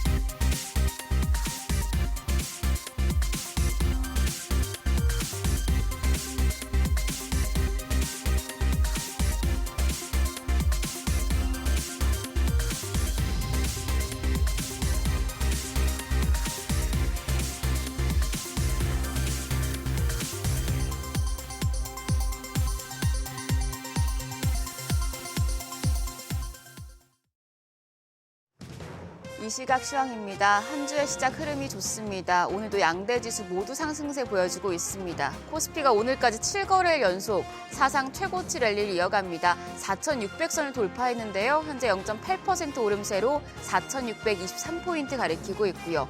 코스닥도 0.4% 강세입니다. 951선에서 움직임 전개됩니다. 수급적으로 보시면 유가증권 시장 오늘 외국인과 기관 양 매도가 나오고 있습니다. 외국인은 오늘도 팔아냅니다. 3,192억 원 순매도 기록하고 있고요. 기관은 지금 매수 우위로 전환이 됐습니다. 44억 원 사자 포지션 취하고 있습니다. 개인 역시 3,411억 원 순매수 나타냅니다. 이어서 코스닥 시장입니다. 코스닥 시장에서는 개인과 외국인이 사고 기관만 팝니다. 기관 현재 71억 원의 매도 우위 기록하고 있고 반면 외국인은 120억 원 매수 우위, 개인 역시 금액은 소폭이지만 사자 포지션 취하고 있습니다. 등락률 상하위 업종입니다. 오늘은 자동차, 전기, 장비, 기계 업종이 상승률 상위권에 위치해 있습니다. 반면 JP모건 헬스케어 컨퍼런스 개최 기대감에도 불구하고 오늘 생물공학과 건강관리 업체 및 서비스 업종 약세고요. 조선업 역시 하락폭이 큰 것으로 집계됩니다. 그럼 시장을 주도하는 테마 종목별 시세 체크하시죠. 원전주가 상승합니다. 글로벌 기업들이 AI 데이터 센터의 안정적인 운영을 위해서 대규모 원자력 발전 계약을 체결했다는 소식 때문인데요. 외신에 따르면 메타가 현지 시간 9일 비스트라와 오클로, 테라파워를 비롯한 에너지 기업 3곳과 2035년까지 총 6.6기가와트 규모의 전력을 공급받는 계약을 맺었습니다. 또 오픈AI와 소프트뱅크가 에너지 기업 SB에너지에 10억 달러를 공동으로 투자한다는 소식도 전해진 바 있는데요. 이 소식에 우진이 현재 8% 가까이 상승합니다. 19,710원, 태웅도 4% 가까이 오르면서 27,900원에 거래되고 있습니다. 현대건설입니다. 11.8% 오름세로 84,800원. 보성파워텍이 5.6% 강세 보여주며 5,690원에 거래되고 있고요. BHI까지도 4.6% 상승합니다. 현재 거래가 56,600원으로 집계됩니다. 전력, 원전에 대한 관심이 높아지면서 전선 관련주도 덩달아 부각되고 있습니다. 전선주 내에서는 일진전기가 2.3% 강세, 거래가는 61,700원이고요. 가온전선이 2.3% 오름세로 93,000원, 대한전선도 3.3% 가까이 상승합니다. 거래가는 26,900원입니다. 또 LS마린솔루션이 1.2%, 대원전선도 1.8% 강세 기록하고 있습니다.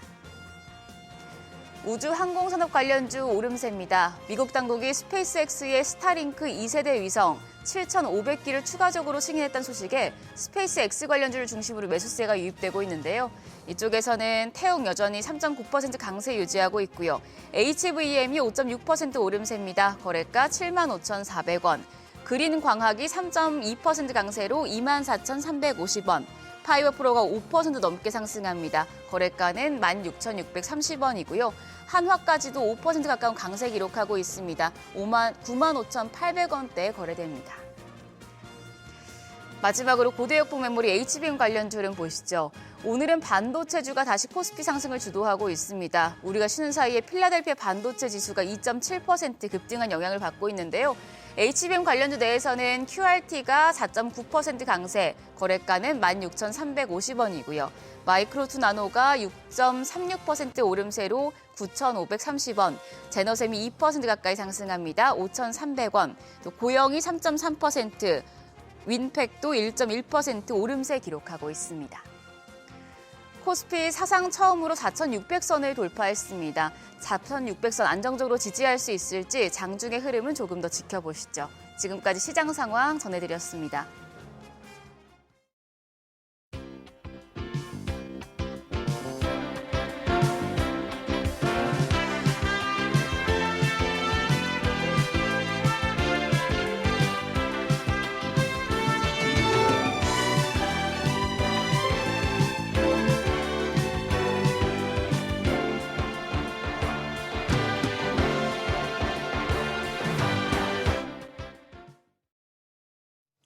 오늘 국내 증시 개장 상황 주목해볼 산업 리포트까지 알아보겠습니다. 네, 그로스 리서치의 한용희 수석연구원 나와 계십니다. 어서 오세요. 안녕하십니까. 2주 만에 뵙네요. 네. 예. 지난주는 못 나왔습니다. 지금 어떻게 보세요? 지금 약간 이제 고점은 이제 조금 고점에서 조금은 이제 뭐 밀리고 있습니다만 오늘 장 뭐 이번 주 전반적으로 어떻게 내다보세요? 사실 지금 반도체 가격이 디램 가격이 네, 죄송해요. 네. 예. 네. 네, 디램 가격이 올라가게 되면 지금 어쨌든 지수에서 가장 큰 비중을 차지하고 있는 뭐 삼성전자, SK하이닉스는 계속 올라가고 있다 보니까 사실 이 흐름들이 결국에는 디램 가격에 대해서 연동이 돼가지고 주가가 올라가는 부분들이 있거든요. 예. 근데 그러면은 지난주에 지금 오늘 같은 경우에도 계속 버텨주고 있는 이유들이 뭐냐면 지난주 금요일 날 미국장을 봤을 때 마이크론은 또 5% 정도 글쎄. 상승을 했다라는 거죠. 예. 그래서 꺾이지 않고 있는 흐름들을 봤을 때는 결국에는 선행 지표로 좀 볼 수 있는 그래도 뭐 물론 더 강력한 시장에 대해서는 시장에서 이제 1, 2위 사업자는 이제 삼성하고 SK 하이닉스지만 이제 마이크론 같은 경우에도 지금 미국 증시에 상장이 되어 있다 보니까 금요일 날 올라가면 그 영향을 우리가 월요일 날 받는 거고 이 흐름들이 계속 이어지고는 있습니다. 그래서 지금은 디램 가격이 꺾이지 않는 이상은 계속 좀 버텨줄 수 있지 않을까라는 생각들을 좀 갖고는 있고요. 그렇기 때문에 지금 뭐 지수에서는 지수 쪽만 말씀을 드리자면은 결국엔 반도체를 좀 주목을 많이 해야 된다. 근데 디램 가격은 아직 꺾이지 않고 있다. 계속 올라가고 있어서 사실 저희 직원들도 계속 컴퓨터 바꿔달라고 하는데 못 바꿔주고 있습니다. 비싸서? 네, 너무 비싸였습니다. 너무 비싸서. 네, 지난번에 조금 바꿨는데 다 못 바꿨나 봐요. 다 못 바꿨습니다. 아니 어느 정도 비싸졌길래요? 거의 디램 가격이 제가 이번 연도 7월 달인가 지난해 7월 달에. 지난해. 네. 네. 7, 8월 달에 바꿨으니까 그때 기준으로 디램 가격이 한 7, 80% 올랐던 것 같아요. 그때 대비? 네네. 와. DDR5로 바꿔주긴 했는데. 그래요. 좋은 걸로 바꿨네요. 네, 예. 네, 많이 비싸더라고요. 아니 우리 수출입 지표는 그냥 열흘 간격으로 하는데 1월 1일부터 10일까지 수출이 전년비 2.3% 줄었지만 네, 여기 보니까 반도체는 45.6% 전년비 늘었고 그렇죠. 자동차가 24.7% 떨어지고 선박도 12.7% 떨어졌으니까 이게 결국은 반도체 혼자 다 한 거예요. 그러니까 다른 데서 예. 이제 빵꾸 났던 거를, 났던 거를. 네, 반도체가 다 메꿔준 거죠. 네, 네.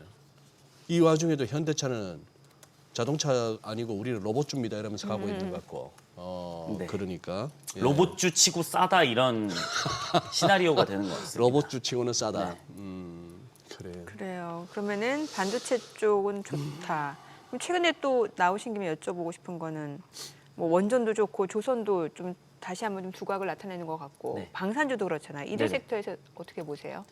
사실 방사는 저는 유럽 쪽에서는 계약이 계속 나올 수 있지 않을까라는 생각들을 갖고 있고 제가 예. 일전에 한번 말씀드렸던 부분들이 뭐냐면 루마니아 쪽을 계속 말씀을 드렸었거든요. 왜 그러냐면 결국에 루마니아 쪽도 보자면 폴란드랑 인근에 위치해 있습니다. 예. 그러면은 지금 계속 폴란드가 국방력을 강화하려고 하는 이유가 결국엔 우크라이나 전선 뚫리면은 자기네 타겟이거든요.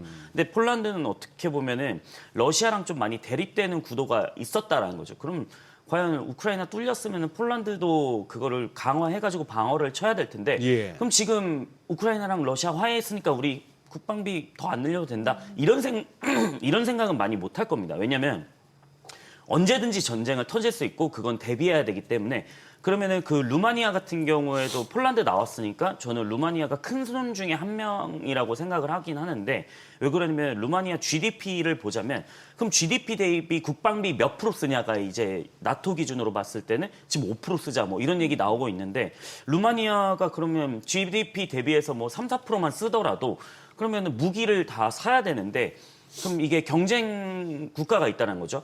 독일, 미국. 그럼 탱크 할 때 에이브람스 뭐 도입한다라고 했을 때 그 유지비 감당 못할 것 같다라고 생각을 하거든요. 왜냐하면 예. 그 에이브람스 같은 경우에는 항공유를 씁니다. 네. 그래서 제가 이것도 일전에 한번 말씀드렸는데 에이브람스면 미국 탱크. 미국 탱크. 네. 그러면 항공유를 쓰게 되면 이 유지비가 감당이 안 된다는 거.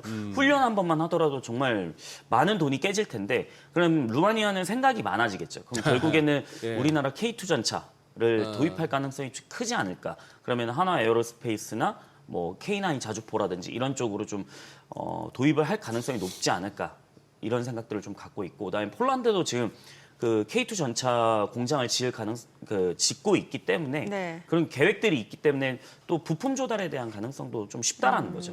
그렇기 때문에 그 부분들을 봤을 때는 저는 방산 쪽도 계속 좋을 가능성이 높다. 왜냐 계약이 이게 실제로 나와지면서 유럽 쪽은 그러면 나토 규격을 좀 맞춘다라고 했을 때는 뭐 예. 자주포 같은 경우는 155mm 자주포는 풍산에서 정말 많이 만들거든요. 그렇죠. 네, 그래서 지금 유럽 공장은 다 돌려도 캐파 감당이 안 됩니다. 그래서 풍산이 또 최근에 굉장히 싼 방산주 중 하나다라고 해가지고 또 주가가 좀 올라가고 있고 상대적으로 근데 다른 방산주들 다 올라갔는데 풍산은 네. 또 못 갔거든요. 근데 풍산에 155mm 포탄 보면은 뭐 충분히 주가는 리레이트 될 가능성이 높다 이렇게 말씀을 드리겠습니다. 네. 아니 근데 또 그렇게 미제 탱크가 항공유로 간다는 말씀 듣고 나니까 별로 생각 안 해봤네. 그럼 우리 K2 전차는 뭐로 가요? 무슨 기름 넣어요? 우리는 그냥 일반 그 군용에서 넣을 때 일반유 넣어도 됩니다. 네, 훈련할 때는. 그래서 상대적으로 항공유는 이 황산화물이 되게 적지 않습니까? 대신에 가격이 엄청 비싸죠. 그렇겠죠. 네, 그래서 사실 에이브람스랑 경쟁을 했을 때 뭐 북유럽 쪽에서는 당연히 채택이 될 가능성이 높다. 그 부품에 대한 조달, 그러니까 네. 이거 유지보수 했을 때 얼마만큼 빨리 할 수 있느냐, 그리고 생산 얼마나 납기 땡겨줄 건데 이게 우리나라밖에 지금 대안이 없다는 거죠. 그래서 네. 이게 많이 밀려 있는 게 중동까지 될 네. 가능성이 높다. 이렇게 말씀을 좀 드리도록 하겠습니다. 오늘 소개해 주실 탐방 기업 어디예요? 저희가 네. D&D 파마텍을 또 갔다 왔습니다. 요즘 또 네. 많은 관심을 받고 있는 기업이죠. 네. 저희가 D&D 파마텍은 지난 1월부터 시작해가지고 지금 거의 1년 동안 커버를 했거든요. 네. 근데 주가는 지금 그 당시보다는 10배가 가기는 했어요. 텐베그죠 이것도. 네, 10배가 가기는 했는데 저희가 이번에 탐방을 갔다 온 이유를 좀 말씀을 드리자면은 JP 모건 전에 좀 어떤 이벤트들이 있을까라는 거를 좀 정리하려고 갔습니다. 그래서 이번 JP 모건 헬스케어는 오늘부터 시작입니다. 네. 오늘부터 시작이죠. 현지 시간으로 봤을 예. 때는. 그래서 D&D 파마텍은 일단은 모르시는 분들이 좀 있기 때문에 여기가 뭐를 하는 회사냐? 일단은 장기지속형 패길레이션하고 경구용 펩타이드, 오랄링크 기술을 갖고 있습니다. 그래서 패길레이션은 약물의 본래 효과를 좀 유지를 하면서 체내 지속 시간을 유지하게 되는 겁니다. 좀 더 오래 갈 수 있게 네. 라는 게 패길레이션 기술이고요. 그다음에 오랄링크는 아시다시피 경구용 먹는 약을 만드는 건데 이 기술인데 펩타이드는 이제 위쪽에서 소화계에서 분해가 쉽게 됩니다. 네. 그래서 흡수가 잘 안 돼요. 노보 같은 경우에도 이 소화계에서 쉽게 분해가 되기 때문에 그 D&D 파마테의 오랄링크는 소장에서 흡수가 되게 좀 만들었습니다. 그래서 주사제는 보통 이렇게 흡수가 안 되기 때문에 주사제로 많이 개발하지만 이 오랄링크 기술은 이제 소장에서 흡수를 하기 때문에 좀 다른 약들보다는 펩타이드를 줄여도 동일한 효과를 낼 수 있다. 이렇게 좀 말씀을 드리겠고요. 그다음에 핵심 파이프라인은 지금 가장 주가가 많이 올랐던 이유 중에 하나는 핵심 파이프라인이 DD01 있습니다. 이게 뭐냐면 GLP-1하고 글루카곤에 대한 듀얼 아고니스트입니다. 그러니까 이중 작용제인 거죠. 네. 지금 마운자로는 GLP-1하고 GIP지만 여기는 글루카곤입니다. 글루카곤은 간을 타겟으로 합니다. 네. 그래서 메시 치료제, 지방간을 타겟해서 지방간을 없애주는 효과를 만들어준다라고 보시면 될 것 같습니다. 간 경화, 간 경변 이런 네. 쪽에 대해서 생명의 위협이 있기 때문에 이쪽을 노리는 타겟이다라고 보시면 될 것 같은데 그 다음에 경구용 비만 치료제 파이프라인 중에서는 메세라의 기술 이전한 맷00255가 있고요. 맷2245가 있고요. 그다음에 맷0975가 있습니다. 그래서 이게 5가 붙는 건 뭐냐면 오랄링크에 오자가 붙기 때문에 이제 경구용이라고 보시면 될 것 예. 같습니다. 그다음에 I 같은 경우에 메세라 파이프라인에서는 인젝션이라고 해가지고 주사제죠. 예. 주사제는 I를 또 따가지고 이제 파이프라인이 따로 있습니다. 근데 이 이외에도 뇌혈관 장벽 통과로 이제 BBB 그러니까 이제 투과하는 거죠. 그래서 효과가 기대되는 다발성 경화증 치료제 NLY01이 있고요. 그다음에 섬유화 세포 사멸을 통한 섬유화 질환 치료제 TLY012가 있습니다. 그러니까 이것은 조금 이따가 설명을 드릴 텐데 그 다음에 좀 핵심으로 저희가 봤던 거는 방사성 의약품 G알파라는 회사가 있습니다. 네. 여기에 대한 지분을 한 15% 손자회사로 좀 갖고 있고요. 그다음에 0025랑 2245 그다음에 이쪽은 다 뭐냐면 1일 2회로 복용하는 경구용 비만 치료제라고 보시면 될 것 같은데 자, 저희가 이번에 탐방을 가면서 좀 메시 쪽에서 좀 주목해서 봤던 건 뭐냐면 D&D 파마텍은 메시의 전 주기를 다 할 수 있다라는 겁니다. 뭐냐면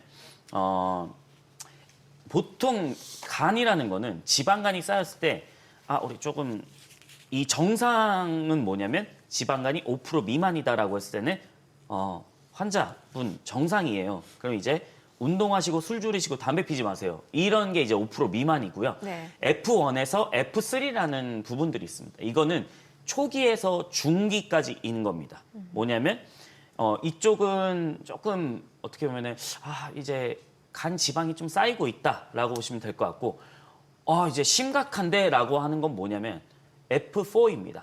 근데 DD01 같은 경우에는 F1에서 F3까지 노립니다. 근데 F4가 사실 지금 FGF20이라고 그다음에 89바이오라든지 아케로라든지 이런 쪽에서 좀 많이 노리고 있는 시장이긴 하거든요. 네. 그래서 노보노디스크라든지 로슈가 89바이오를 인수를 했고요. 노보노가 아케로를 인수를 했죠. 근데 왜 이 글로벌 빅파마들이 자꾸 FGF21을 노리냐면 F4 시장이 사실 지금까지는 되게 큰 시장이기 때문입니다. 왜냐하면 중증인 거죠, 그쪽은. 예. 말기 쪽인 거죠. 예. 왜냐하면 이쪽으로 가다 보면 간암 직전까지 잡니다. 간 경변이나. 그러면은 여기서부터 이제 생명의 위협이 있는 거거든요. 예. 그러면은 살기 위해서는 돈을 아끼지 않아요. 그래서 실제로 그 마드리갈 파마슈티컬 레즈디프라 같은 경우도 그러니까 1년에 들어가는 비용이 수천만 원 깨지는데 이거 쓸 수밖에 없는 거죠. 네네. 사는 게 더 중요하잖아요, 사실. 예. 그렇기 때문에 이제 FGF20을 노리는데 이게 TLY012가 할 수 있는 전략이다라고 해서 F1에서 F3까지는 DD01이 하고요. 네. TLY012가 F4를 합니다.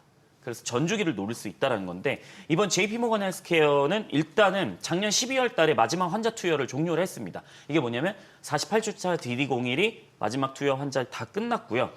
그다음에 8주 추적 관찰을 거쳐가지고 네. 저희가 탐방 갔을 때 한 5월 말에서 6월쯤에 조직 생검 데이터를 확보해서 그거를 분석을 하고 데이터를 공개할 거다라고 진행을 받았었고요. 그다음에 D&D 파마텍은 이미 JP모건을 에이전트로 활용을 하고 있습니다. 그래서 딜을 에로를 하기 위해서 기술 이전을 하기 위해서 에이전트를 JP모건은 했고 이번에 JP모건 헬스케어에 참석을 해가지고 아마 논의를 하겠죠. 네. 어떤 회사가 가져갈 수 있느냐. 그래서 데이터 확보 이전에 기술 이전 가능성을 열어두고 있지만 만약에 두 가지 옵션이 있는 겁니다. 그 기술 이전 전에 데이터 보기 전에 가져가면 싸게 가져갈 수 있는 거고 예. 기술 이전 데이터 오픈하고 나서 데이터 좋은데 그때 가져가려면 엄청나게 비싸게 가져가야 되는 겁니다. 아. 두 가지 옵션이 있는 예, 거죠. 예. 그래서 빅파마들하고 딜은 사실 이건 아무도 모르다 보니까 저는 뭐 두 가지 옵션이 둘 다 있다라고 말씀을 드리겠고요. 그다음에 계약 성사 시에는 만약에 데이터 오픈을 하고 나서 계약 성사 시에는 선급금 기준, 업프론트 기준으로 봤을 땐 1.2 빌리언 정도, 그러니까 우리나라 돈으로 1.7조 원 정도 받을 수 있다라고 좀 저희는 추측을 하고 예. 있고요. 그래서 기업 가치가 이제 리레이팅 될 가능성이 높다라고 말씀을 드리겠습니다. 그래서 이번 JP모건 헬스케어에서는 논의가 활발하게 진행될 것으로 좀 보고 있고요. 네. 왜 이렇게 논의가 활발하게 진행되냐? 지금 모든 그 글로벌 빅파마들은 메시 치료제를 뗄래야 뗄 수 없습니다. 왜냐하면 여기 시장 되게 매력적이거든요. 예. 돈도 되고. 그래서 지금 작년에만 하더라도 재작년이죠. 이건 GSK가 보스턴 파마슈티컬 인수를 했고요. 그다음에 노브노가 아케로 인수했고요. 로슈가 팔고바이오 인수했고요. 이거 다 메시 치료제거든요. 그럼 우리 다 간 쪽으로 뛰어들겠다라고 얘기를 하는 겁니다. 그럼 노릴 수 있는 회사들 많죠. 화이자도 할 가능성이 좀 높죠. 왜 그러냐면 이번에 그 지난주 금요일인가 나왔었던 거거든요. 그 원래 지금 최초 치료제 마드리갈의 레즈디프라 같은 경우에는 이번에 화이자의 에르보가스타트라는 물질을 하나 라이선스 인을 했습니다. 그러니까 뭐냐면 화이자가 갖고 있는 물질을 마드리갈이 사간 겁니다. 병용 투여하려고. 왜냐하면 간 지방을 억제하는 거랑 간 지방을 없애는 거랑 둘 다 병용 전략을 가져가려고 하는 거다 보니까 그럼 그 화이자 같은 경우에는 지금 메시에서 할 수 있는 게 하나 뚝 떼 나간 거예요. 그러면은 관심이 있을 수도 있거든요. 네. 그래서 글로벌 빅파마들은 메시 쪽에서 충분히 좀 많은 관심을 보일 수밖에 없다라고 생각을 하고 있고요. 그래서 TLY012까지 F4 간 경화 환자까지 커버한 약물을 갖고 있다 보니까 D&D 파마텍은 옵션이 굉장히 많은 회사다라고 좀 말씀을 드리겠고요. TLY012는 이미 FDA로부터 임상일상 승인을 받았습니다. 이게 IND 신청을 해가지고 승인을 완료한 상태고요. 그래서 임상에서 안정성 검증이 된다라고 하면은 여기서부터 이제 기술 이전 가능성에 대한 논의를 할 수가 있는 테이블이 나오는 겁니다. 그래서 TLY012는 만성 췌장염하고 전신경화증 적응증에도 이미 FDA한테 그 희귀의약품 지정을 받았습니다. 예. 그래서 이미 그 패스트 트랙으로 갈 수 있는 가능성이 좀 높다라고 판단을 하고 있고요. 그래서 D&D 파마텍은 보통은 이제 라이센스 아웃이 나오게 되면은 우리가 셀온이라고 그러죠. 예. 시장에서 재료 나왔으니까 셀온 이렇게 되는데 저희가 판단했을 때는 조금 다른 모습들을 갈 가능성이 높다라고 생각을 합니다. 왜 그러냐면 다른 쪽은 하나의 물질만 딱 라이센스 아웃이 나오게 되면은 그냥 쭉 떨어졌거든요. 근데 네. D&D 파마텍은 전주계 포트폴리오를 다 갖고 있다 보니까 이 부분에서는 추가적으로 그 다음 거가 있습니다. 그래서 저희가 봤을 때는 넥스트는 또 뭐냐면 이거는 좀 장기적인 건데 네. 방사성 의약품 G알파라는 데가 있습니다. 글로벌 빅파마들은 암세포를 선택적으로 사멸시키기 위해서 어떤 방법을 쓰냐면 이제 방사성 의약품을 계속 차세대 모달리티로 가져가고 있습니다. 네네. 방사성 의약품이 뭐냐면 제가 저번에도 말씀을 드렸지만 좀 많이 어렵죠. 보통은 우리가 그 베타 치료제로 많이 네. 쓰이긴 했지만 최근에는 선택적 사멸을 위한 알파 치료제로 많이 쓰이고는 있습니다. 그럼 이게 항치약물 접합체, 뭐 ADC 이런 거랑은 좀 약간 다른 거예요? 살짝 다릅니다. 어. 이거는 방사선이 들어가기 때문에 예. 반감기가 정말 짧아요. 그래서 보통은 어떻게 되냐면 우리도 대학병원 지금 뭐 연세대 세브란스나 이런 쪽 가보면 지하실에 차폐 시설이 있습니다. 예, 방사선 예. 노출 안 예. 되게. 거기서 이제 생산할 수 있게 만드는 거거든요. 근데 방사선은 보통 며칠밖에 안 가요. 반감기가. 그럼 효과가 며칠밖에 안 가는 거고 그렇기 때문에 그 병원에서 바로 투약을 해야 되는 거거든요. 아니면 환자들이 스페인이나 아니면 유럽 쪽에서 비행기 타고 와야 돼요. 아, 예. 네. 그래서 이쪽을 노리는 게 방사성 치료제인데 보통 그 G알파는 젠테라 테라퓨틱스라는 회사가 있습니다. 네. 여기에 또 지분을 갖고 있는 게 이 회사거든요. 그러면 D&D 파마텍이 지금 한 15% 정도 갖고 있습니다. 그럼 여기에 참여 있는 회사들이 누구냐? 릴리 게이트웨이 예. 여기도 있습니다. 최상위 글로벌 헬스케어 펀드이죠. 그래서 릴리 게이트웨이 랩스의 사무실에 들어가 있습니다. 그래서 상당히 좀 주목을 많이 받는 회사다라고 좀 말씀을 드리겠고요. 그래서 기존 베타 입자 기반 치료제에서 암세포를 선택적으로 타격할 수 있는 알파 입자 기반 치료제에 대한 관심이 확대 중이다라고 말씀을 드리겠고요. 네. 그래서 글로벌 빅파마들은 알파 입자 기술을 선점하기 위해서 액티늄 EEO 기반 파이프라인을 경쟁하고 있습니다. 근데 지알파는 그 수급이 쉽고 액티늄 기반을 대비해서 짧은 반감기를 또 갖고 있기 때문에 아직 가치가 반영되지 않았던 부분들이 많습니다. 그래서 저희가 봤을 때는 장기적으로 봤을 때는 D&D 파마텍은 전 주기의 포트폴리오 강화랑 그다음에 방사성까지 간다라고 했을 때는 충분히 재료는 많다 이렇게 말씀을 드리도록 하겠습니다. 예. 지금 시총이 보니까 거의 뭐 5조에 육박하는데 지금 대표도 만나보셨겠네요. 탐방 갔었어? 지금 미국에 미국에 계십니다. 네. 예, 그래요. 그 JP 모건 네, 때문에. 헬스케어 컨퍼런스. 네, JP 모건 때문에. 그렇구나. 지금 그런데 포텐셜은 상당한 걸 알겠고 지금 한수적 보시기에 요게 이제 모든 게 성사가 되고 했을 때 매출이 어느 정도까지 늘 것 같아요. 지금까지는 계속 아직 뭐 이익을 못 내고 있으니까 이거는 사실 선급분부터 받아야죠. 선거금부터 네, 업프론트부터 받아야 되는데 아까 그게 한 1조. 1.7조 원 정도. 네. 근데 데이터는 저희가 12주 데이터도 보고 24주 데이터 중간 데이터도 봤습니다. 근데 보통 이 정도 2주 데이터에서 지방간을 정말 이 정도 빠지면은 보통 길어지면 길어질수록 데이터가 좋게 나오지 안 좋게 나오진 않거든요. 예. 근데 물론 변수가 있을 수는 있겠죠. 임상 환자 데이터를 못 한다라고 했을 때. 근데 그런 변수는 저희가 봤을 때 확률이 좀 낮다라고 생각을 하고 있고요. 근데 저희가 작년 1월 달부터 D&D 파마텍 커버하기 시작해가지고 보고서를 많이 쓰긴 글쎄, 했습니다. 그러셨어요. 많이 쓰긴 예, 했는데 예. 사실 워낙 기술이 좋다 보니까 주가가 이렇게 간 거지. 근데 저희가 봤을 때는 여기서 충분히 더 갈 수 있는 재료들은 많다. 장기적으로 봤을 때 많다라고 생각을 하고 있고요.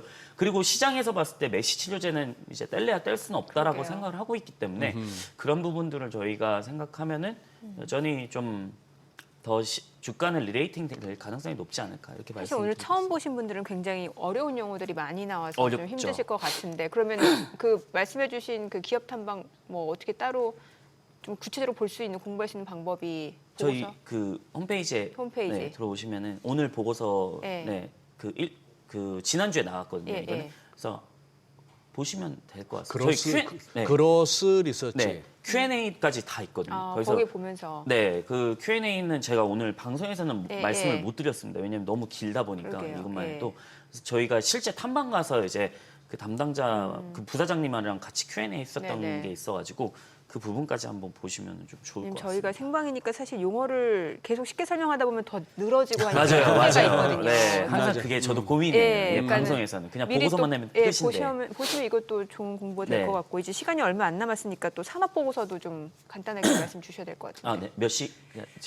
지금 저희 딱 2분. 아, 네. 남았습니다. 그러면 이제 저희가 이제 바이오 AI라는 거를 좀 말씀을 드려야 되는데 네. 이제 JP 모건 헬스케어 첫 번째 보시면은 AI에 대한 활용이 나와 있습니다. 그래서 이것도 한번 보시면은 바이오 AI는 뗄래야 뗄 수 없다. 왜냐하면 초기 발굴에 대한 데이터를 AI를 활용하면은 원래 9개월에서 15개월까지 걸리던 거를 이제 2주 만에 단축시킬 수도 있다라는 게 바이오 AI거든요. 예. 저희가 한번 탐방도 갔다 왔었던 기업이 뭐냐면 그 프로티나.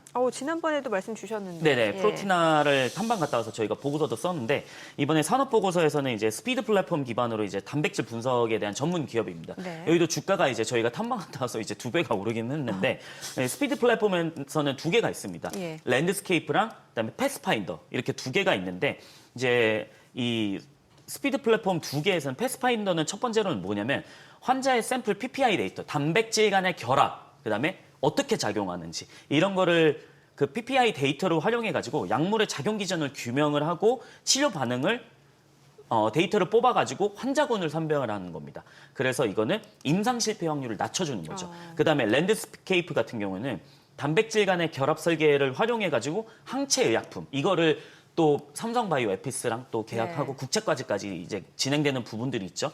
그래서 AI를 활용해 가지고 이제 투자 수익 ROI를 좀 개선할 수 있는 핵심이 뭐냐면 임상기간 길어지면 길어질수록 돈 많이 들고 그렇죠. 후보 발굴하는데 시간이 길어지면 월급 들어가죠. 예. 뭐 임대료 들어가죠. 뭐 맞아요. 일부 들어가죠. 그런 부분들에 대한 단축을 시킬 수 있는 게 임상에 대한 단축 기간. 그래서 이 두 축을 담당하는 솔루션을 보유하고 있다 보니까 전통적으로 6에서 18개월 걸리는 임상을 2주까지 크게 단축을 합니다. 그래서 패스파인더는 임상 샘플에서 약물이 PPI에 미치는 영향들 이걸 정량화해서 바이오마커 연구에 활용을 하고요. 그 발굴 기간 단축하고 임상 실패 지연 리스크 완화를 통해 가지고 이제 고객사한테 굉장한 큰 수익을 안겨다 줄 수 있기 때문에 저희는 AI가 이번에 JP모건 헬스케어에서 첫 번째 화두다 보니까 네. 그래서 프로티나도 유망하다 이렇게 말씀을 좀 드리도록 하겠습니다. 네, 오늘 내용 잘 들었습니다. 네, 고맙습니다. 고맙습니다.